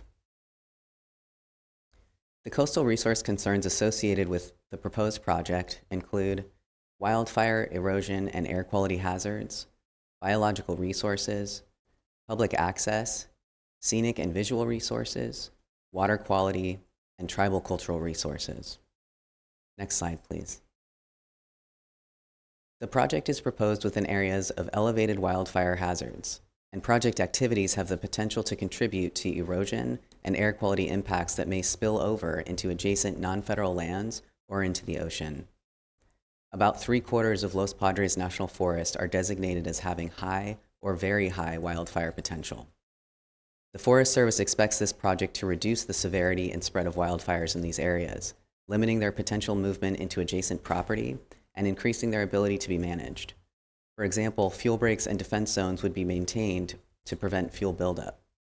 Steps would also be taken to ensure that treatments, like the use of prescribed burns, do not accidentally add to wildfire risk.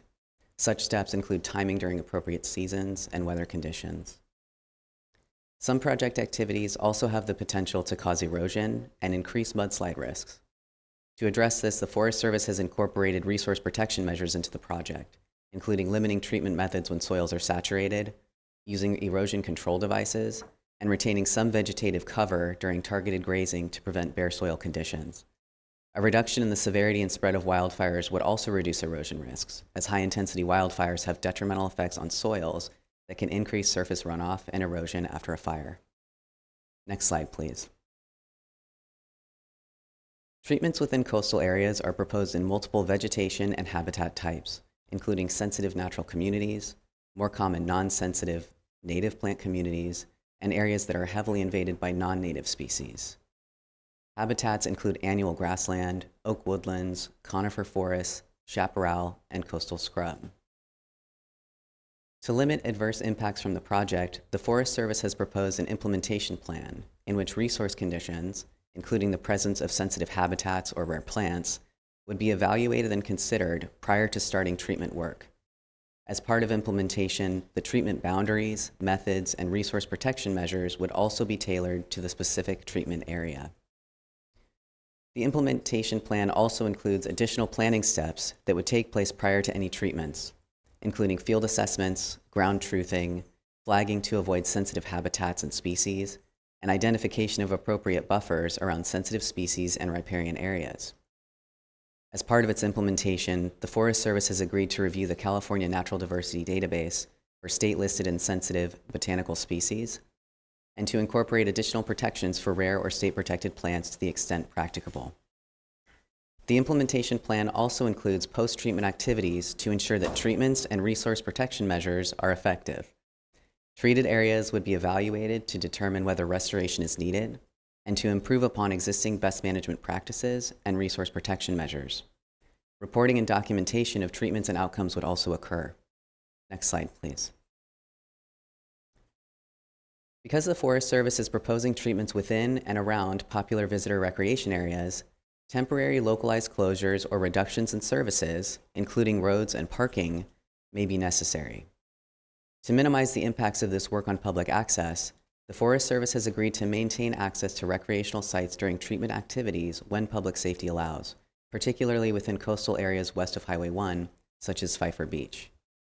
This may be accomplished by avoiding work during high-use seasons and times of day, implementing temporary detours, and using partial rather than full closures of parking areas. The Forest Service has also incorporated resource protection measures to ensure that the recreational value of these areas is preserved. Treatments would be designed to protect recreational amenities, and any inadvertently damaged amenities would be repaired or replaced to at least their pre-treatment condition. Following treatments along trails, slash and debris would be removed to prevent obstructions. Most importantly, however, the proposed project has been designed to reduce the overall frequency and extent of catastrophic wildfires within Los Padres National Forest. Minimizing fires in this way would benefit habitats and wildlife within the forest and adjacent areas, reduce damage and loss of recreational and access amenities, and protect water and air quality. Next slide, please. Therefore, with that expectation, and the Forest Service's resource protection measures and commitments in place, staff recommends that the Commission concur with the Forest Service's consistency determination. The motion and resolution are on page 5 of the staff report. That concludes my remarks, and I'm happy to answer any questions. Thank you, Commissioners. Great, thank you very much. Okay, any ex partes? Any public comments? We have one public commenter on site, Leslie Purcell. If you'd like to go ahead. Or Galen, I think we have one above that. We have the park ranger, Forest Service members. My Let's apologies. take them first. I'm sorry, we have Kyle Kinports and Seth Mitchell.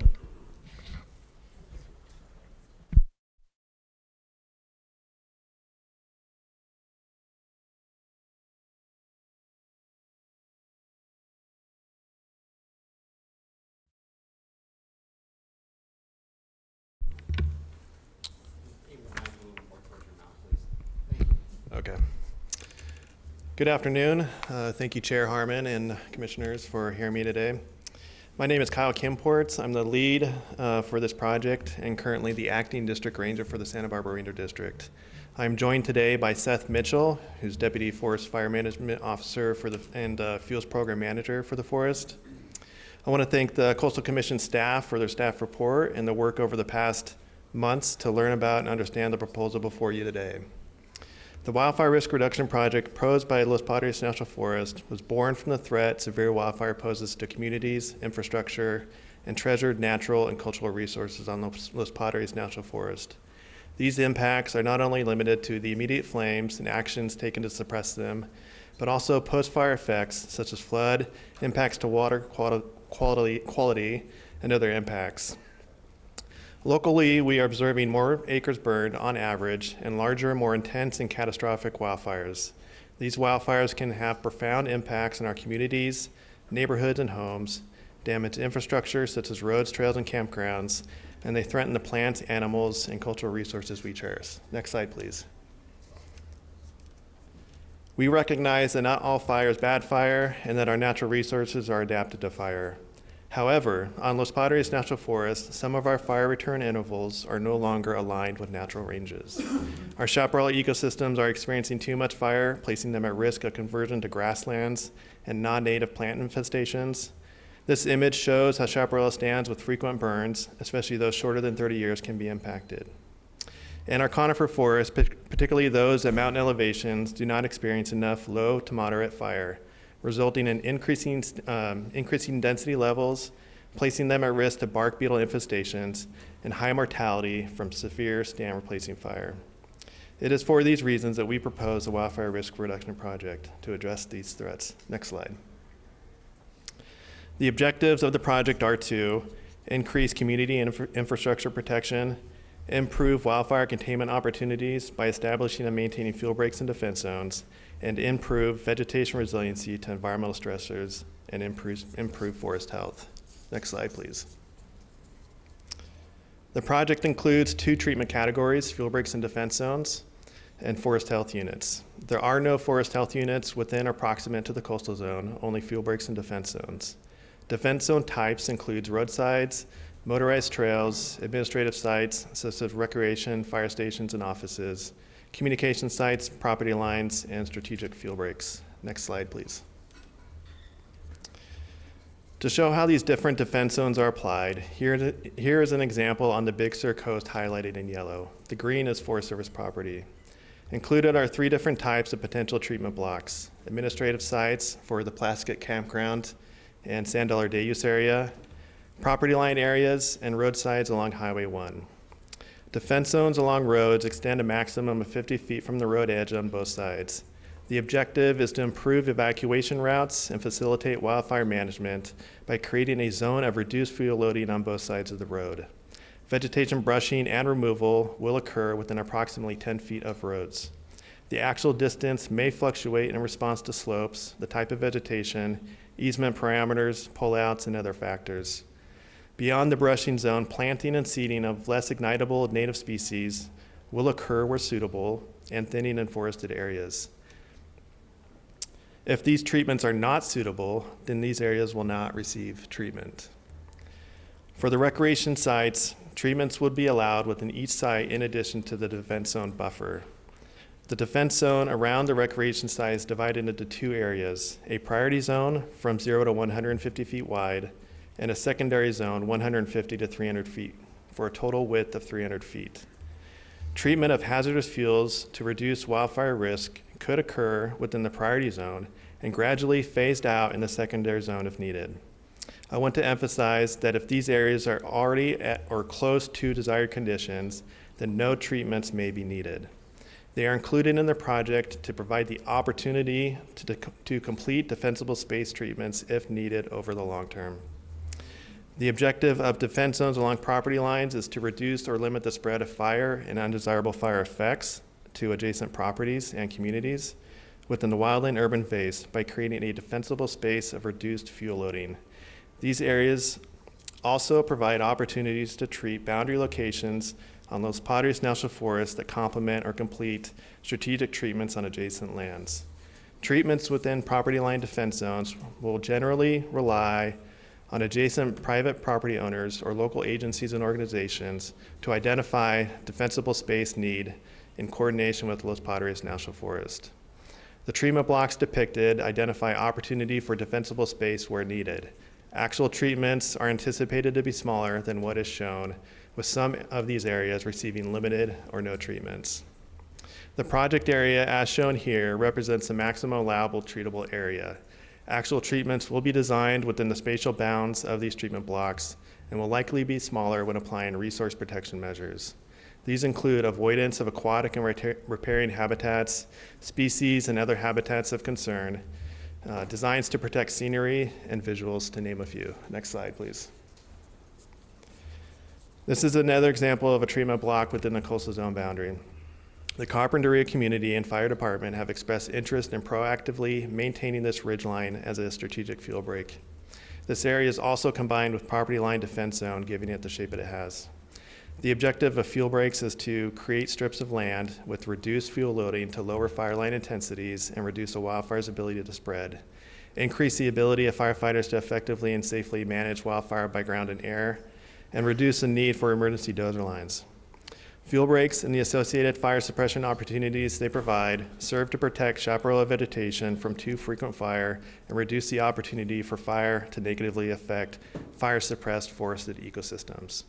Again, the potential treatment area depicted here is the maximum allowable and will likely be reduced in size when resource protection measures are applied. Next slide. Built into the project are 193 resource protection measures. They provide protection for water quality, minimize impact to recreation, minimize the potential for invasive plant infestation and spread, reduce or avoid impacts to imperiled wildlife and their habitats, protect visuals, and other benefits. The project implementation will be guided by the implementation plan, which provides a link between the EA, resource protection measures, and authorized treatments. It consists of an interdisciplinary team process to certify that 1, treatments are allowable under the EA, 2, the effects of the treatments are within the scope and the effects documented in the EA, and 3, all relevant resource protection measures are incorporated into treatment design. Resource specialists will also ensure necessary surveys are completed, avoidance areas identified, and monitoring requirements are met. The implementation plan is a key component of the project and will be used in the preparation and execution of the specific treatments under the project. Next slide, please. For my remaining time, I want to briefly touch on public involvement for the project. We have held 2 60-day public involvement phases, provided opportunities for review, comment, and engagement.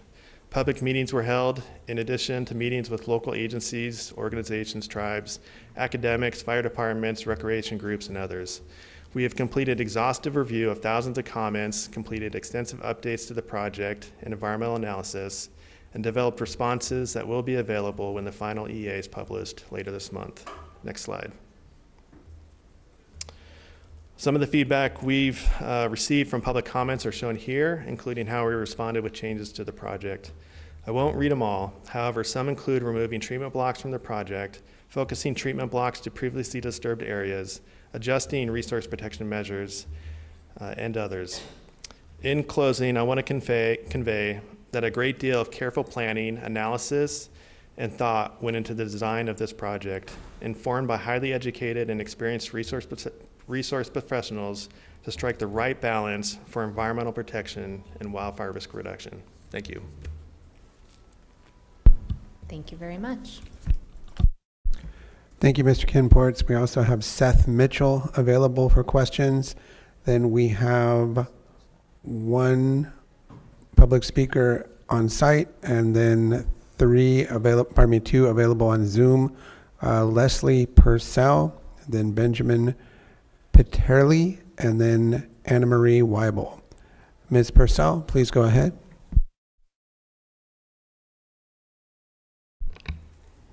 Hi, I'm Leslie Purcell. I'm also Sierra Club California Coastal Committee member, and they submitted a pretty extensive letter, I think, that was raising some issues that I believe were fairly well addressed in the agenda.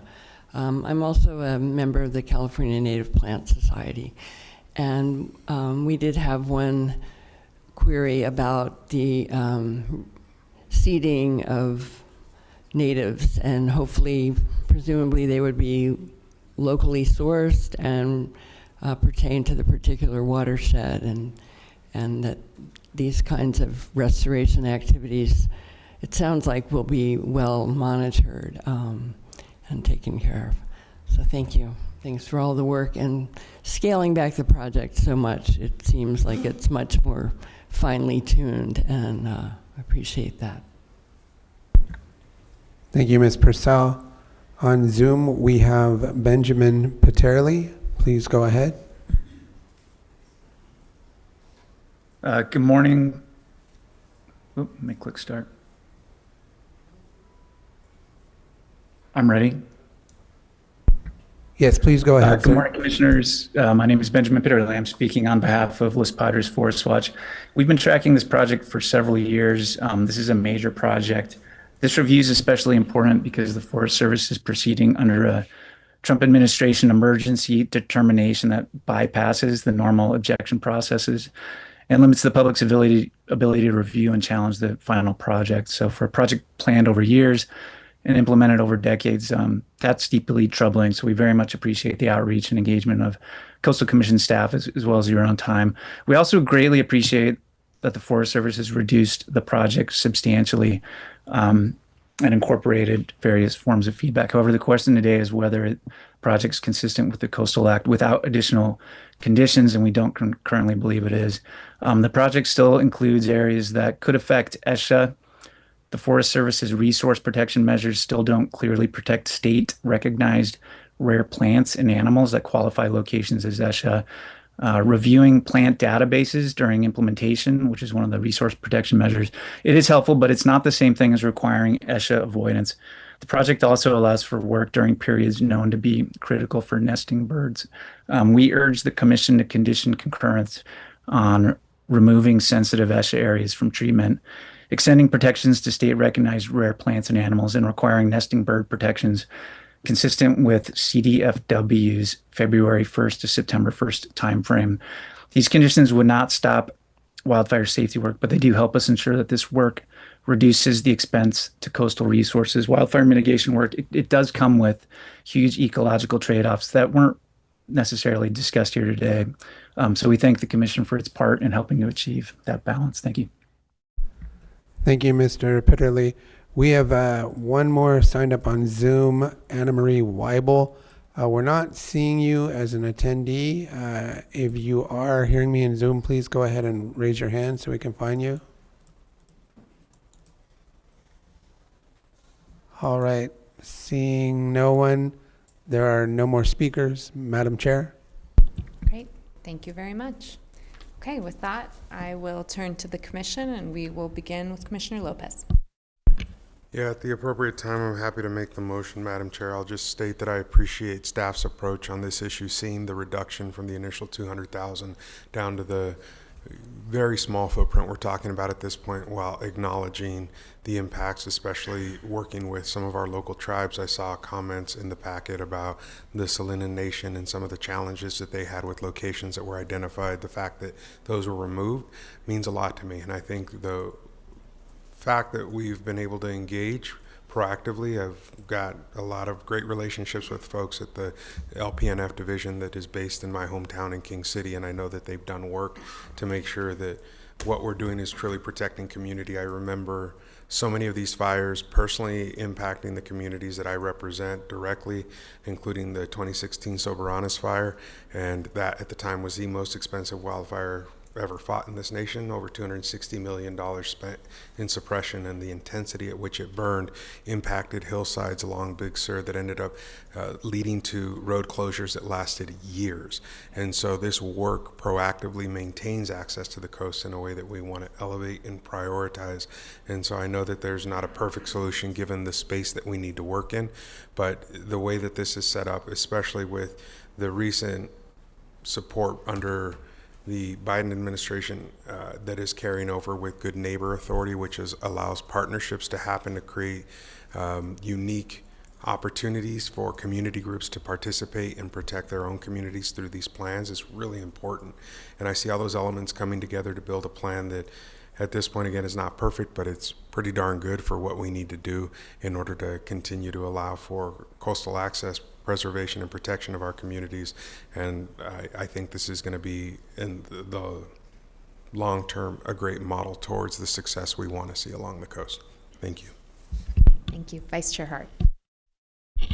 Thank you. I have a couple questions. I wanted to follow up and ask if staff could respond. I guess it was Mr. Pettery. I'm not sure if that's correct pronunciation. The concerns he expressed regarding ESHA, nesting birds, state-listed species, and I might have missed something. And also, I was wondering if staff could respond, given the situation with the federal government procedures that we've discussed earlier, what kind of monitoring would be anticipated for this, if anything? And I'm just wondering if you could address if anything would be different with regard to this proposal, given what's going on with the CZMA threat. I'll just kick it off while we switch chairs around up here a little bit by answering your last question first, and then turning it over to staff for some of the more detail. I mean, I think the answer is if we don't have federal consistency authority, we would not be reviewing this project, period.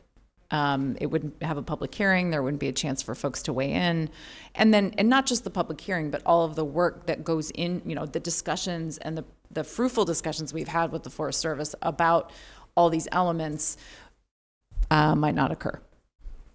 But I'll turn it over to staff to answer some of the other. But just one really quick follow-up, Dr. Huckelbridge. So assuming that we approve this today, I'd like to hear just the response to these things, but assuming that we go forward, and, I agree with a lot of the comments that Commissioner Lopez has made about the importance of this, but going forward, what will happen? What would change given the current situation and review of our authority?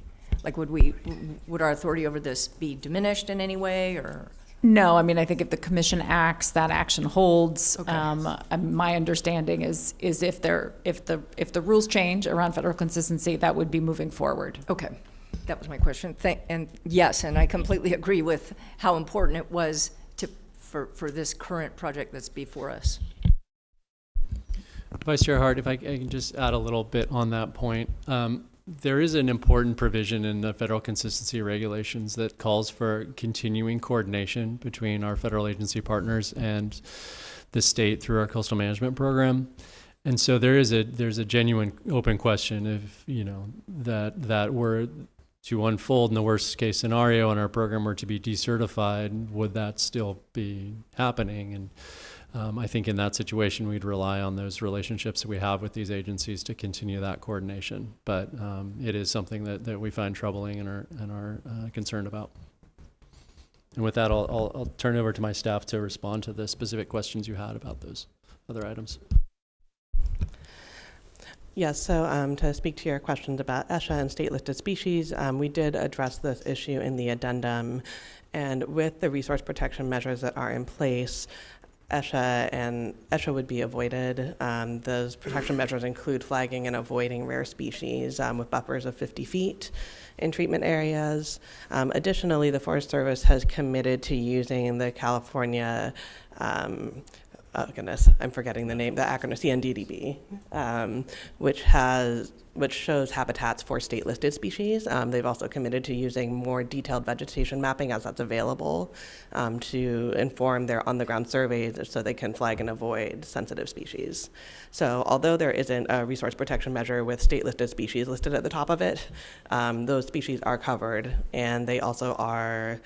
The other thing to mention is there are a number, state listed species are also covered under a category that the Forest Service is looking at on their own called forest sensitive species. So they're covered under a number of different categories. They just don't have a neat label at the top of a resource protection measure for them.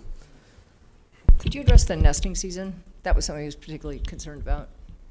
Is that in the plan to, avoid those periods, or how are they going to deal with that, if at all? Yes, there is a resource protection measure in which the Forest Service describes an elevation-dependent nesting season. So there's 3 different elevation ranges, each with their own season that's going to be avoided to the extent practicable.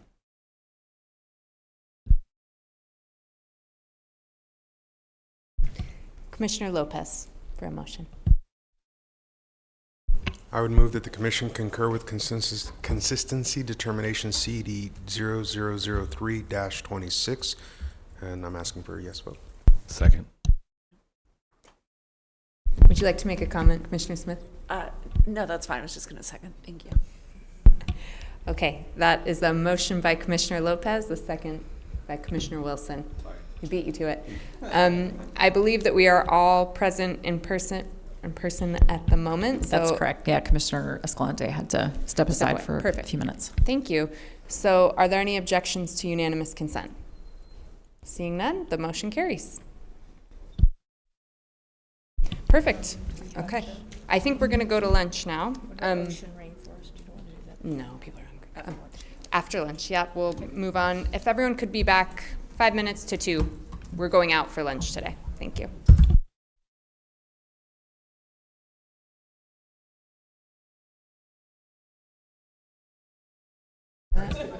Okay, thank you everyone. Hope you all had a good lunch. We will now return to session, and we will continue with item 11D, please. Thank you, Chair Harmon. That brings us to item 11D, consideration of reopening and remedial action on a consistency certification by Ocean Rainforest. Heather McNair is on Zoom to provide the staff presentation on this item.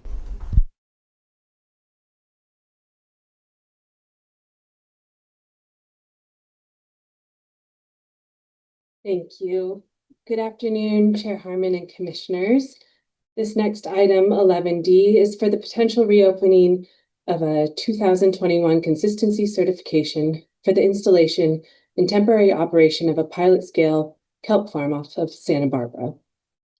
If the Commission approves reopening, we also have a recommended remedial action for its consideration.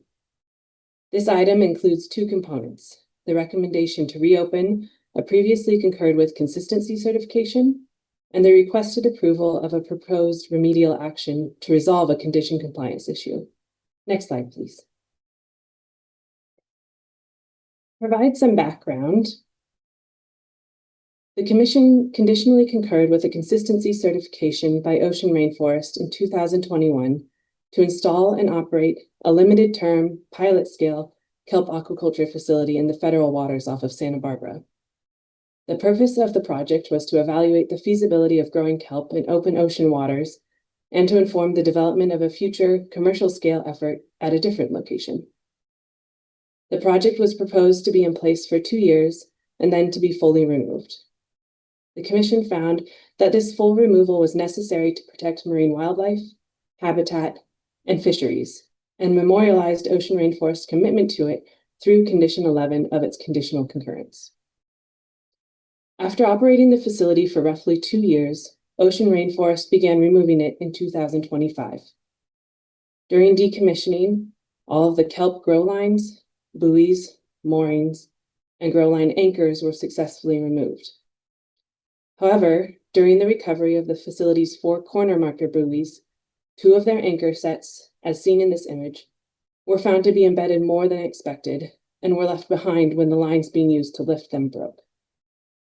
Ocean Rainforest has made multiple efforts to recover these anchors from the seafloor, as they will further describe in their presentation, but have not been successful. The continued presence of the anchors on the seafloor poses a risk to bottom contact fishing gear, such as that used in the halibut trawl fishery, and is inconsistent with both Ocean Rainforest project and the requirement of Condition 11 for the complete removal of the aquaculture facility, including all of its anchors. Next slide, please. Under the Coastal Zone Management Act's federal consistency regulations, state agencies are to monitor federally permitted activities in order to make certain that such activities continue to conform to state requirements. We often refer to this as a reopener provision. It further establishes that the state may request an applicant take remedial action if the project was previously determined to be consistent with the state's management program, but is later being conducted or is having an effect on any coastal use or resource substantially different than originally described, and as a result is no longer consistent with the management program. Effectively, this establishes a 2-part test for the Commission to proceed. The first of these tests is whether the project is being conducted or is having an effect on any coastal use or resource substantially different than originally described. The second test is, as a result of those substantial differences, is the project no longer consistent with the management program? Commission staff recommends that the Commission find that both of these tests have been met in this current situation. Under the first test, Ocean Rainforest's failure to adhere to its originally proposed project and comply with the conditions of the Commission's concurrence by not fully removing its facility means that it is being conducted substantially different than originally described. Next slide, please. Under the second test, the abandonment of the anchor blocks on the seafloor means that the project is no longer consistent with the California Coastal Management Program. Specifically, those policies focused on protection of commercial fisheries and fill of coastal waters. Commission staff has received information directly from commercial fishermen that the presence of the anchors will cause the project area to continue to be unusable for certain types of bottom contact fisheries, such as trawling, due to concerns about gear loss and damage. This adverse impact to fishing was expected to be temporary under Ocean Rainforest's original project, but it would now be permanent. Similarly, the Commission based its finding on the project's consistency with the CCMP fill policy on ocean rainforest commitment to fully remove and the adherence with Condition 11. Next slide, please. To resolve these inconsistencies with the CCMP, Ocean Rainforest worked with local fishing industry representatives and Commission staff to develop a fisherman-led marine debris removal program that could be implemented as a remedial action. This remediation plan would fund local fishermen to attempt to recover, or if recovery is not successful, relocate the anchors to an area already avoided by the trawl fishing industry due to existing snag hazards. If both recovery and relocation are unsuccessful, the plan provides for funds to be directed to the removal of other marine debris and man-made fishing obstructions within the Santa Barbara Channel. Next slide, please. To help ensure these actions are taken, $14,000 of the surety funds required under Condition 10 of the consistency certification would be retained until confirmation of successful removal of the block anchors or an equivalent weight of other marine debris. The remainder of the surety funds, $105,000, would be returned to Ocean Rainforest upon execution of a final agreement between Ocean Rainforest and the Pacific Coast Federation of Fishermen's Associations. Next slide, please. Staff recommend that the Commission find the project is being conducted and having effects substantially different than originally described, and that, as a result, the project is inconsistent with the enforceable policies of the California Coastal Management Program. Staff also recommend that the Commission authorize staff to request Ocean Rainforest implement the remedial actions it has proposed to address the project's inconsistencies and resolve its condition compliance issues. I would like to note that an addendum was posted yesterday that incorporates findings on consistency with the coastal fill policy. The motion is on page 5 of the staff report, and this concludes the staff presentation. Okay, thank you very much. Any ex partes? Okay, seeing none, we will turn to the applicant. We have Kara Wallace in person here.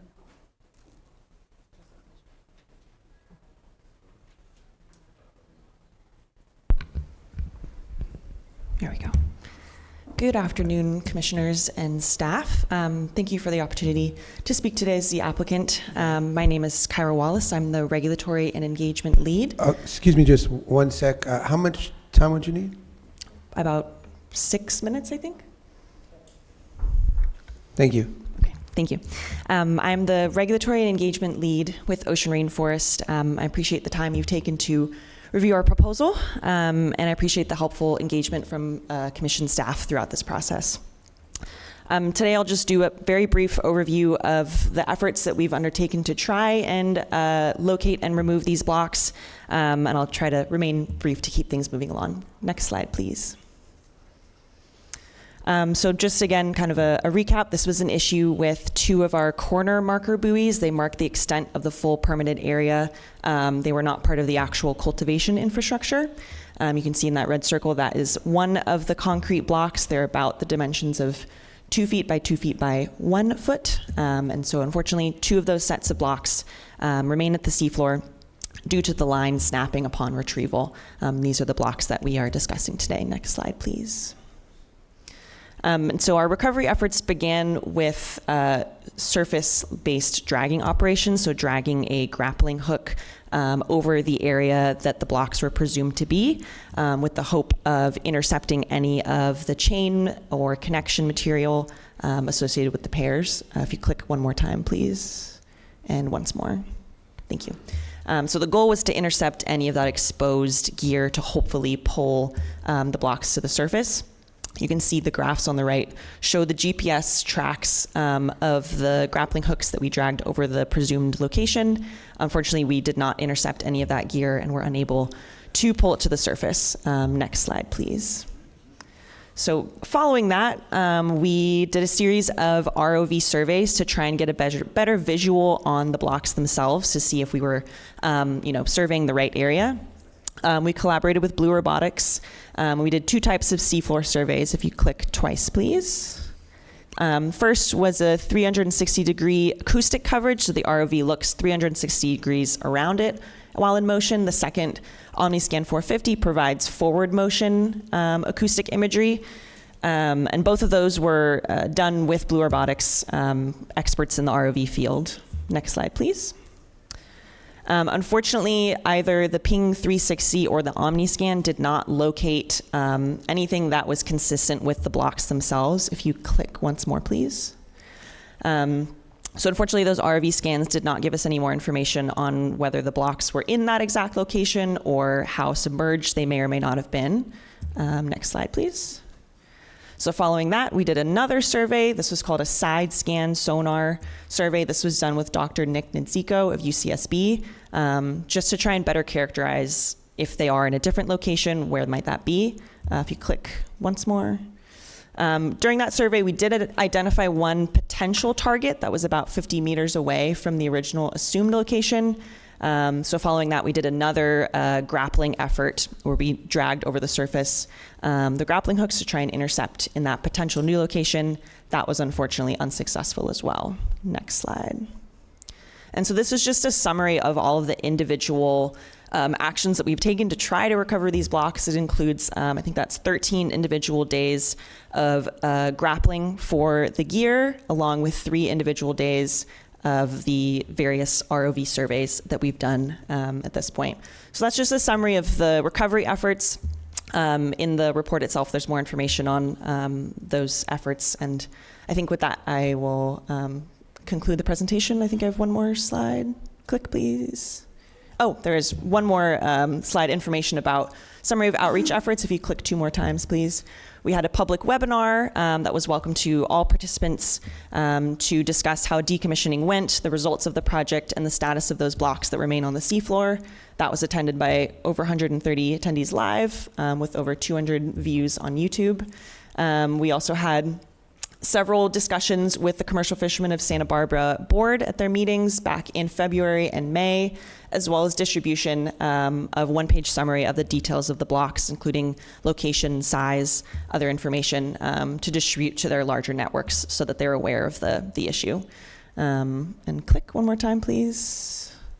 Yep. And with that, I'll conclude my brief presentation. I want to thank you again for the time to present.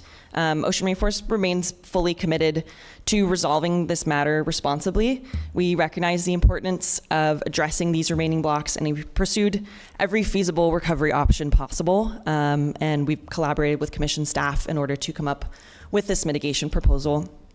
We appreciate the staff's consideration and the collaborative approach, again, that the staff have taken with us throughout this process. So thank you for your time, and myself and our Director of Operations, Doug Bush, are happy to take questions if you have any.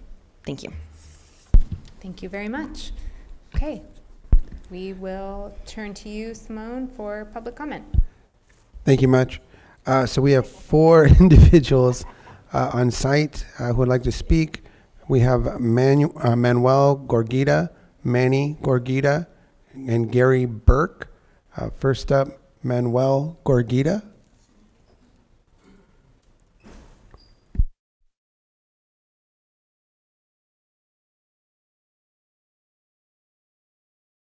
Could you please press the button, sir?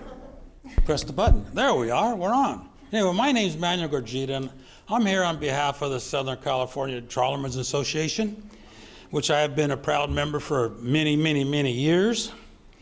The whole problem with this thing is, it's like we said before, they brought stuff, they put it in the bottom of the ocean, they did not retrieve it all. They didn't send us anything until after people started talking, and we found out that they left blocks with chains and ropes, just like we thought they were gonna do. There's a thing called Ecomar Mussel Farm. It got left out there in the bottom of the ocean too. And it's been out there for 40 years and nobody's ever done anything because the gentleman that owned it died. I'm here to tell you that they brought the Fishermen's Association in to talk about it, but they never did bring a Draggers Association in to talk about any of this stuff. This stuff is laying on the bottom of the ocean. We get it. They didn't bring in anybody that had any kind of experience in retrieving any of this stuff off the bottom of the ocean. They probably used a grappling hook about as big as this little table right here in front of me. They probably didn't put no chain. They probably just used all rope. It's a lot of variables. If they would have had somebody with experience that knows exactly what they were doing, they would have got it right off the bat. I lost a drag net out in the bottom, and I went back the next day and I got it right back. So anyway, this is the story, and I'm totally against the rainforest thing, because that's what's going to happen. They're going to leave junk on the bottom and we'll catch it. Thank you. Have a wonderful day. Thank you, Mr. Gorgita. Next up, we have Manny Gorgita, followed by Gary Burke, and then Chris Voss.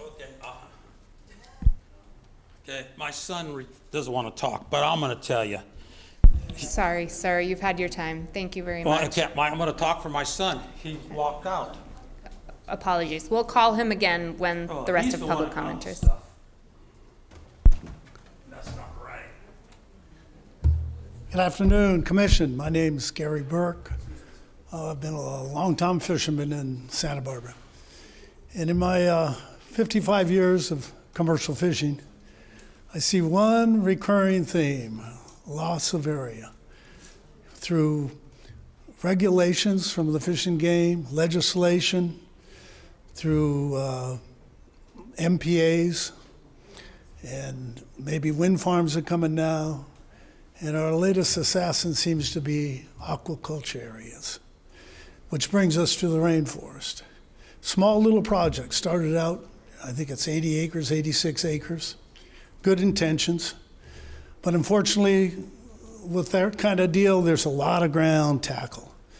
And it takes a lot of anchorage, and ocean is a harsh environment. And so what happens here, after 2 years, they thought they cleaned it up. Manny's son went through for the first time with their drag nets. And our nets are legally small. Probably the width is about the size of your front row here. He caught the grappling hook, surprisingly. Maybe 100 feet of 1.25 inch line with a sunken buoy. And he eventually caught the blocks, which luckily did not destroy his net. These are heavy and dangerous. Now those blocks are moved. So you look at some of these things about mediation, that's good, but it doesn't cover our loss of the ground. We lose that area forever.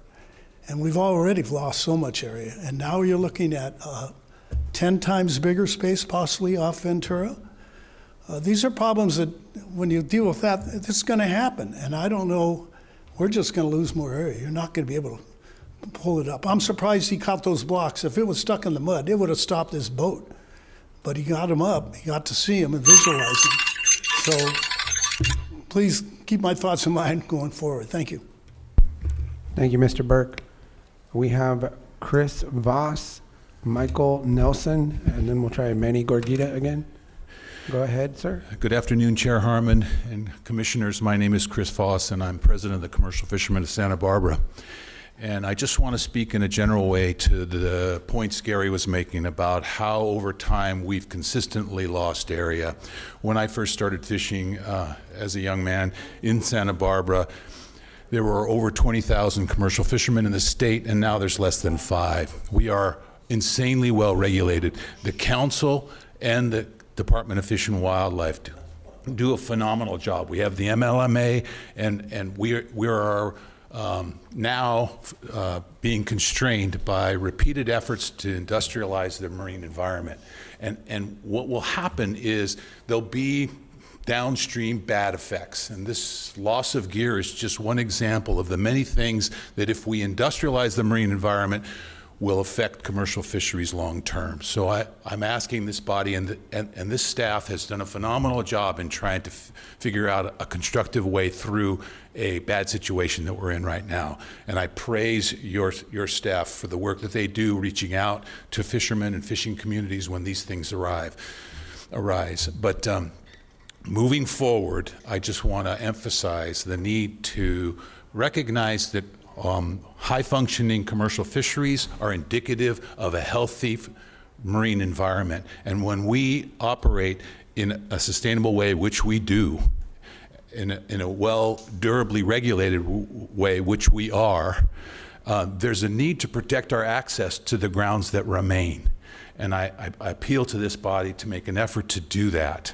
And I just want to thank the decision makers that recognize the need to think about impacts to commercial and recreational fishers as we consistently pursue shrinking the area that they have access to. Thank you. Thank you, Mr. Voss. Next up, we have Michael Nelson. Chair Harmon, members of the commission, thank you for the opportunity to speak today. My name is Michael Nelson. I serve as a harbor commissioner for the city of Santa Barbara, and I'm also an alternate fishing seat member on the Marine Channel Islands National Marine Sanctuary, even though I will be speaking today in my personal capacity regarding item 11D. There are any number of federal and state, coastal, and ocean-dependent initiatives that are being pursued concurrently in the Channel Island corridor, if we'll call it that. In most cases, they're worthwhile, they're beneficial and well-intentioned. But regrettably, it would appear that they are being evaluated piecemeal, case by case, in isolation, without anyone calculating the combined impact on our fishing fleet and community. A federal court in Washington state recently struck down aquaculture permits issued by the Corps of Engineers for many of the same reasons that we're discussing today with this particular enforcement action. And the judge warned explicitly against a death by 1,000 cuts and the cumulative impacts. That is exactly what is happening here today, right now in Santa Barbara Channel. Overlapping federal and state initiatives are simultaneously compressing our sustainable fisheries. NOAA, Southern Aquaculture Opportunity Areas, BOEM, offshore oil and gas leasing, United States Space Force, Launch Cadence at Vandenberg, and of course, the Fish and Game Commission's Marine Protected Area expansion petitions. Ocean rainforest appears to be the sixth in that lineup. Coincidentally, ocean rainforest, the site that on which ocean rainforest sits today with its demonstration project was identified in that aquacultural opportunity area. And that report basically ignored all of the information that was provided by the commercial fishermen of Santa Barbara and found that it was a low conflict area. Obviously, what we're talking about today is a conflict. So please vote yes on the staff's recommendation to reopen this certification, but more importantly, use this moment to establish that no further acre of this ocean will be industrialized without a holistic, cumulative impact assessment, one that accounts for the combined interactive effects of all concurrent initiatives on working fishing communities, not just their individual footprints in isolation. No single agency is doing that math today. The commission can require it. Thank you. Thank you, Mr. Nelson. It does not look like Manny Gorgita has made it back into the room. We do have one individual, Lisa Damrosh, available on Zoom, representing Pacific Coast Federation of Fishermen's Association for questions. No more speakers. Great, thank you very much. Mr. Teufel, any closing comments? Thank you, Chair. I'd turn it over to the manager of the Energy, Ocean Resources and Federal Consistency Program, Joe Street, who I believe is on Zoom, to provide some response.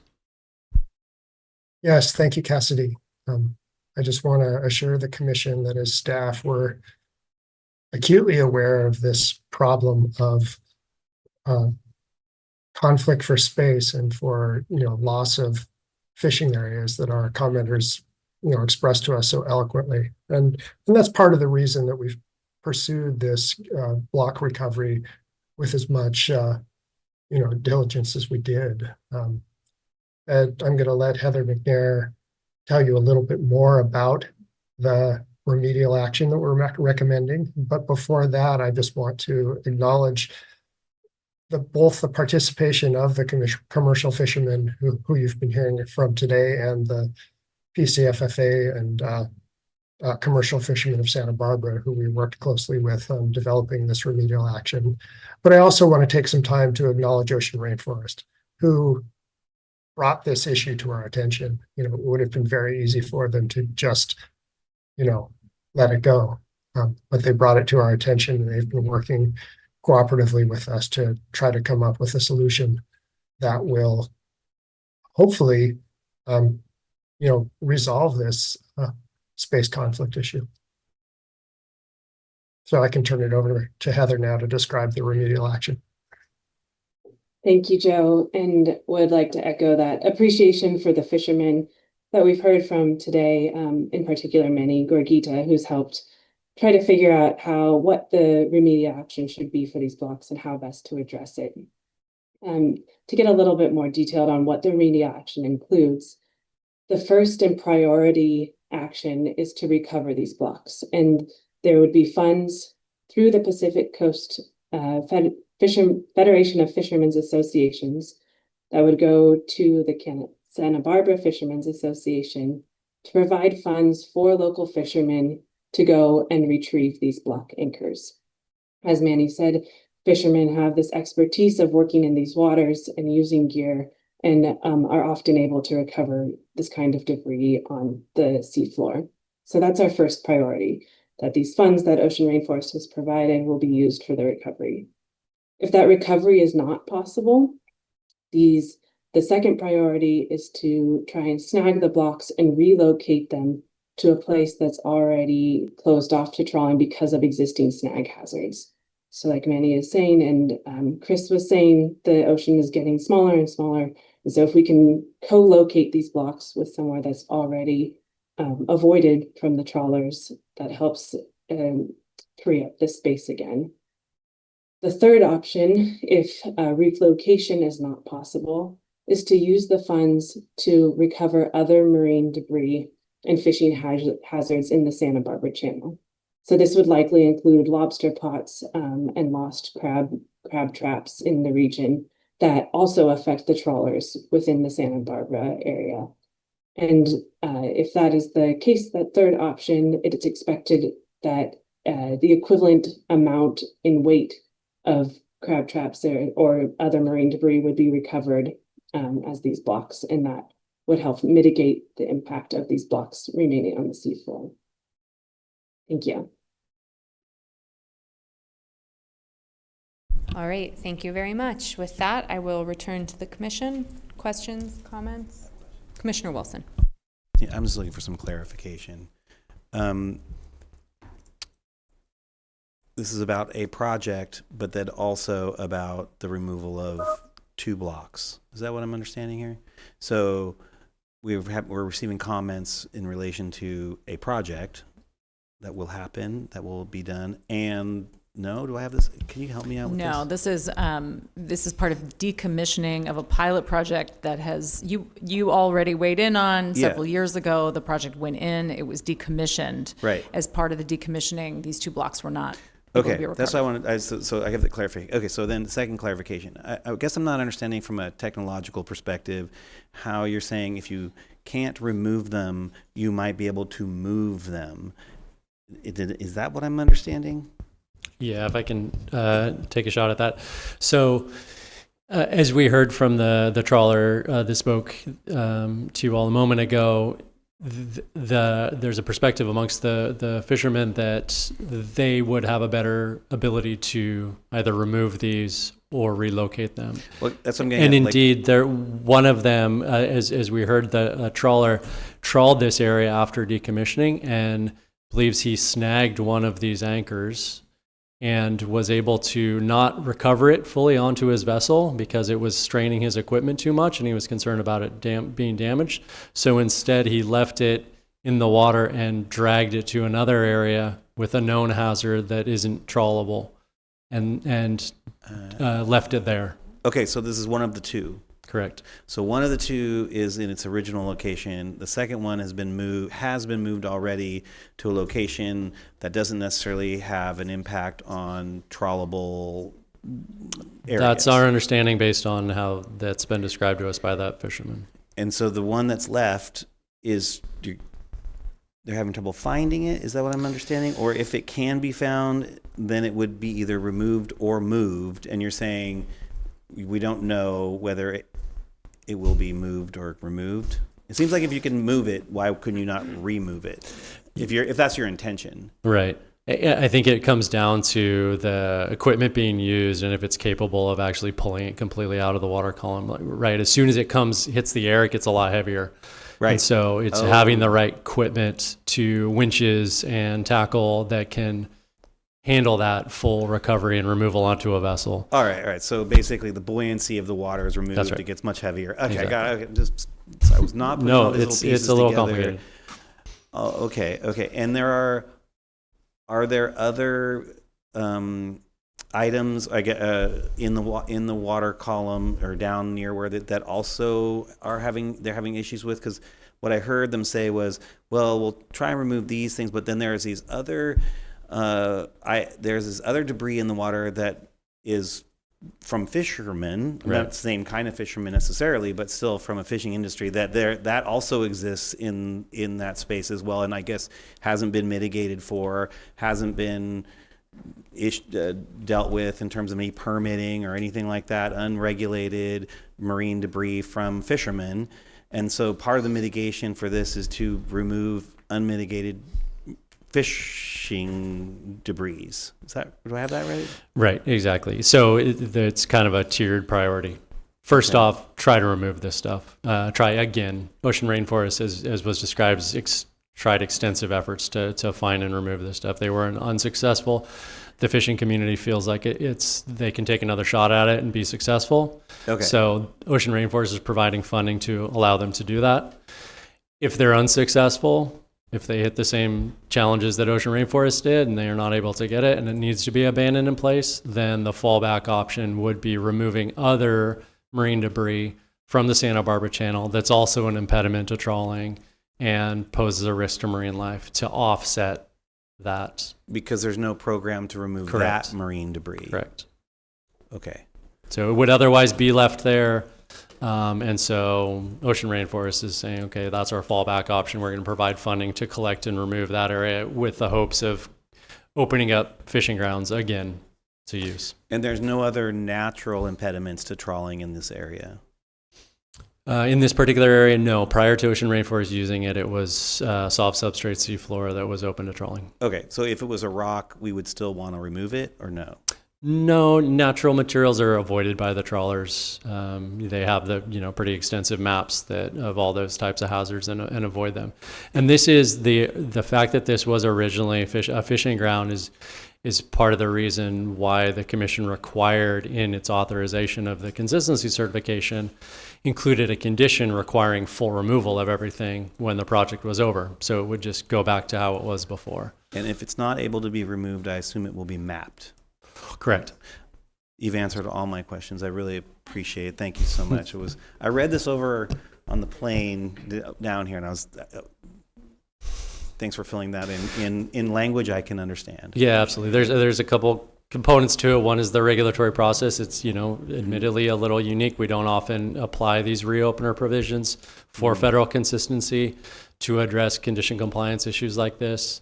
So there's that part of it, which is a little complex, and then this remediation proposal that we developed hand in hand with both the fishermen and Ocean Rainforest is unique as well. And I guess I'm just hoping beyond this that we seek and that the Fishermen's Association seek funding for mitigation for the other debris that are also in the water that are causing these impediments. I think it seems to be focusing on one industry and not the other. It seems like it should be equitable in terms of how we're removing stuff to preserve fishing grounds. So that's just editorial, but I'm ready to move forward with this and thank staff for all their work.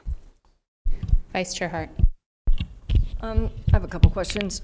First of all, supposedly we know where the coordinates for the blocks were identified by the fishermen, and that needs to be confirmed. And it sounds to me like if it's determined that it's in an area where there's already other marine debris, it would be left there. Is that the idea? Or what is the preference of the commission staff, that it be removed even if it's in that area? It's a little unclear from the report. Yeah, so The blocks itself, as was shown on the slides, the block itself is a concrete block, right? So it doesn't correct. But they're concrete blocks. So in and of itself, it doesn't pose a risk to marine life, entanglement or anything like that. The risk comes more from fishing gear snagging on it, which then gets lost, which then could snag wildlife. And so by relocating it to an area of other known hazards that isn't fished with this gear, the hope is that that snag risk, entanglement risk would be resolved, and you would just be left with the loss of fishing grounds, which if it's placed in a location that already isn't fished, then you wouldn't have that issue. Where it may be currently. Correct. Okay, so I have two follow-up questions. Question number one is, can you outline what the financial mitigation will be if it's determined, which it doesn't seem like it should be too hard to determine, that the blocks are at the GPS coordinates that have been identified? That's step one. And step two, could you just identify what the future looks like for ocean rainforest? Why, in my mind, I think it's very important to understand why this is so important to try to get this right at this time. Yeah, so on the financial side, Ocean Rainforest has proposed $10,000 to support these efforts to remove, relocate, or offset through removal of other marine debris. If it's in this location and that's confirmed, how would it be confirmed, by the way? There's one of them that we have heard anecdotally from the fishermen that is in this location. There's another one that's still at the project site. And so if one of them has indeed been relocated to another area of known hazards, then the money would go to be focused on the other one that's still at the original site to attempt to remove or relocate that one. Okay. I mean, I just have to say I have another concern about these things being dragged along the ocean floor. It wouldn't necessarily be, so before, as we understand it, it wasn't drug along the ocean floor. It was raised into the water column and then relocated and then released. Okay, so that's what would happen the second. And then, but your second question about the kind of larger context, I do want to note, and I'm sure Ocean Rainforest can speak to this in more detail if you'd like to hear from them, but they do have another proposal that was submitted to us that we're actively working on and anticipate bringing forward to this commission in the coming months for a commercial scale kelp aquaculture operation in open ocean waters in the Santa Barbara Channel. So this project that we're talking about today was a pilot to see if this worked, growing kelp in the open ocean worked, if the techniques worked, et cetera. It was always planned to be run for about 2 years and then fully removed. The intent of that project was to inform the development of a commercial scale operation, which they have gotten the data back that they were hoping for and are now pursuing that actively. That would be a roughly 2,000 acre facility offshore, about 4 miles offshore of Oxnard. And that would go through the federal consistency review process, and you would all have an opportunity to review that. Okay, that's great. I mean, to me, the takeaway is, one of the big takeaways is that the relationship between ocean rainforest and the fishermen needs to be smoothed out just based on what we witnessed here today. Because I think that collaboration is critical if you're going to move forward with your future project. It seems like that partnership is essential. So, I mean, those are my concerns. I'm supportive of staff recommendation on this, though. Thank you. Commissioner Eckerly. Thank you, Chair. Just one follow-up question that might inform future decisions or project scoping, either for Ocean Rainforest or our staff. I'm curious if do we have any lessons learned of how we might do things differently to not be in this situation in the future? Would we change the structure or the mooring lines, or any lessons learned that will inform us would be helpful? Yes, short answer is absolutely. So I don't think I can speak for Ocean Rainforest. None of us want to be in this situation again, and they have learned a tremendous amount through this decommissioning process. I think they, as I understand it, we're not expecting the anchors to have embedded into the seafloor to the extent they did, and so the lines that they were using to pull them up snapped, and so in the future they'll use a much more rigorous method to ensure full recovery. It may also inform the type of anchors they use in the future to make sure that they're more easily removable. But those are certainly some lessons learned. I'm sure there are lots of others as well. And that was part of the purpose of this pilot project, frankly, to if there were, mistakes were going to be made, let's make them on a much smaller scale, and use that knowledge to inform the development of the larger project. Well, yes, before I turn to Commissioner Wilson for a motion, just briefly, I really appreciate, Mr. Teufel, where you ended, because I think for me that's such an important point. That is why we do pilots, and making mistakes on a smaller scale, that really resonated with me, so I appreciate that. And I want to align myself with the comments of Vice Chair Hart, and specifically just acknowledge Mr. Voss and Mr. Nelson. Obviously, I know you from our work in Santa Barbara, but you've been such a great partner to us in Santa Barbara, thinking about how the blue economy can be central to our community. We haven't always agreed 100%. We talked about that earlier, Mr. Voss, but I do just want to lift up your comments that the work that you are doing, that your fishermen do, is so critical to us here in California. And if the relationship can be smooth, that's a really good way to put it. That's very important to me moving forward, not only in the context of any future project here with Ocean Rainforest, but just in all the work that we do as a commission up and down the state of California. So I wanted to take the opportunity to recognize both of you and express my appreciation. I will be supporting staff recommendation today, and I'll turn it to Commissioner Wilson for a motion. Thanks. And to read, now I understand what the project that fishermen were referring to was something I've not known about, and so I understand now what the context for those comments were, so that makes a lot of sense. And this was a pilot project. This is why you do pilot projects. You kind of work out the kinks and the mistakes and the things and why you do it on a small scale, because imagine if you'd done it on a large scale and were unable to mitigate for this issue or this problem. So I see why that is. And I want to echo Chair Harmon's comments in relation to how fishermen have such an extremely important role, not just in providing food for everybody, but also for monitoring these ecosystems, for advocating in those spaces. And they monitor in ways that, science does its job and what it does and is very good at that. The regulatory bodies do what they do as well, but the people who are really on the ocean day by day, all the time, can see and feel things that those systems have a hard time connecting with. And so it's important that we hear those voices. So I move that the Commission concur with Consistency Certification CC-0003-21, that the project described herein is consistent with the enforceable policies of the California Management Program. Is that okay? And I recommend a yes vote.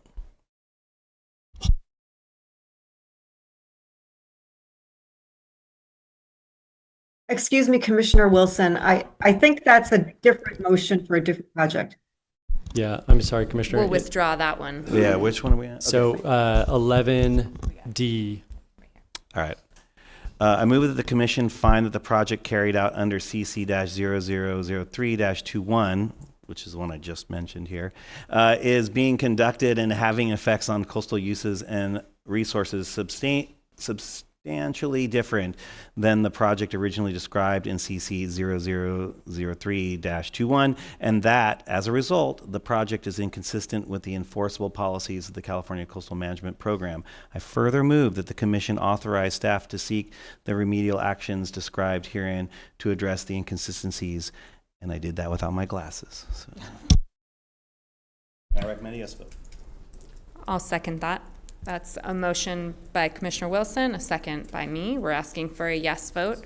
I believe Commissioner Escalante is back with us, so may we have a roll call, please? Yes. Commissioner Lee? Yes. Lee, yes. Commissioner Lopez? Yes. Lopez, yes. Commissioner Lowenberg? Yes. Lowenberg, yes. Commissioner Smith? Yes. Smith, yes. Commissioner Preciado? Oh, Preciado is out. Commissioner Wilson? Yes. Wilson, yes. Commissioner O'Malley? Yes. O'Malley, yes. Commissioner Escalante? Yes. Escalante, yes. Commissioner Hart? Yes. Hart, yes. Commissioner Jackson? Aye. Jackson, yes. Commissioner Kelly? Yes. Kelly, yes. Chair Harmon? Yes. Harmon, yes, the vote is unanimous. Thank you. The motion carries. Thank you very much. Okay, we will continue on with item 12, the Deputy Director's report for the South Central Coast. Thank you. And item 12 is the Deputy Director's report for our South Central Coast District. This month it includes 1 permit waiver, 1 permit extension, and 1 concurrence determination. In regard to the certification review being reported today, it's for an LCP amendment by the City of Ventura to add a new ordinance regulating short-term visitor rentals.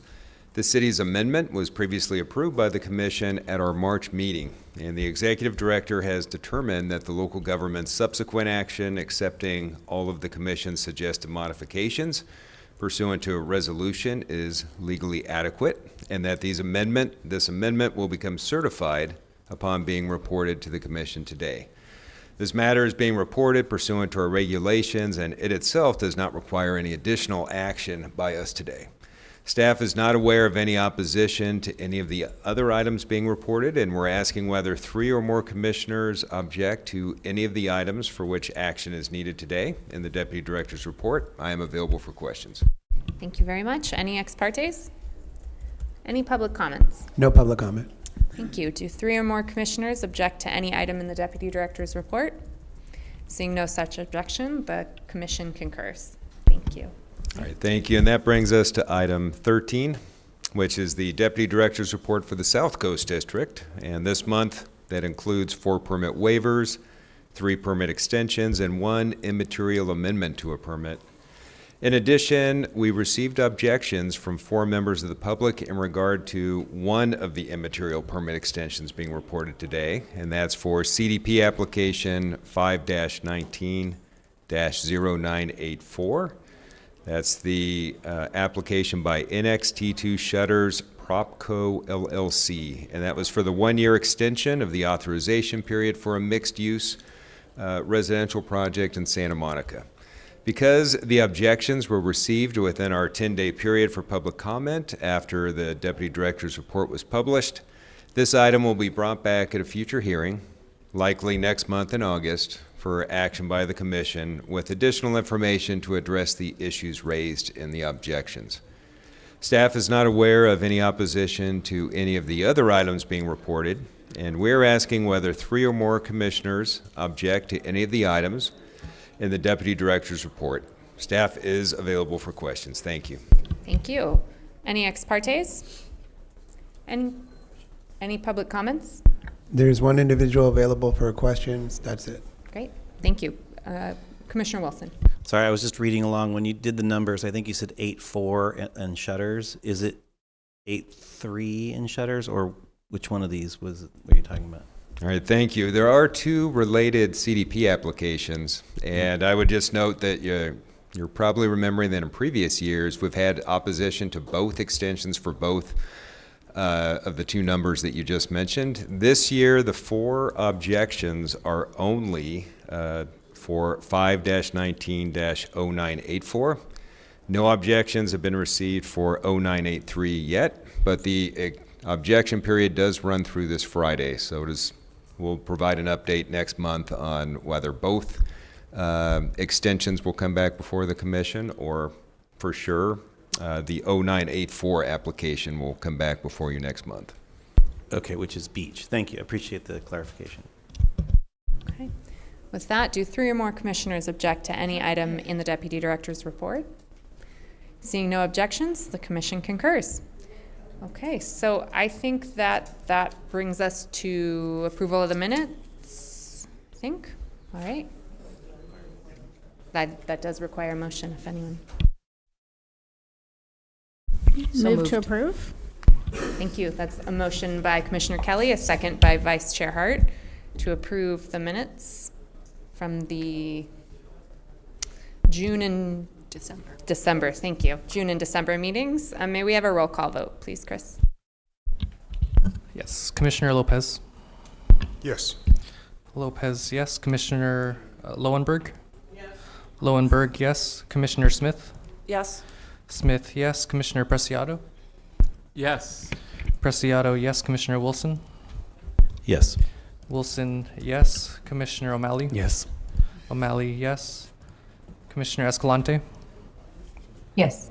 Escalante, yes. Commissioner Hart? Yes. Hart, yes. Commissioner Jackson? Aye. Jackson, yes. Commissioner Kelly? Yes. Kelly, yes. Commissioner Lee? Yes. Lee, yes. Chair Harmon? Yes. Yes. Harmon, yes. The vote is unanimous. Great, thank you. The motion carries. Okay, with that, we are done with the public portion of today. Let's all come back in 5 minutes or as much as we need for closed session. Thank you.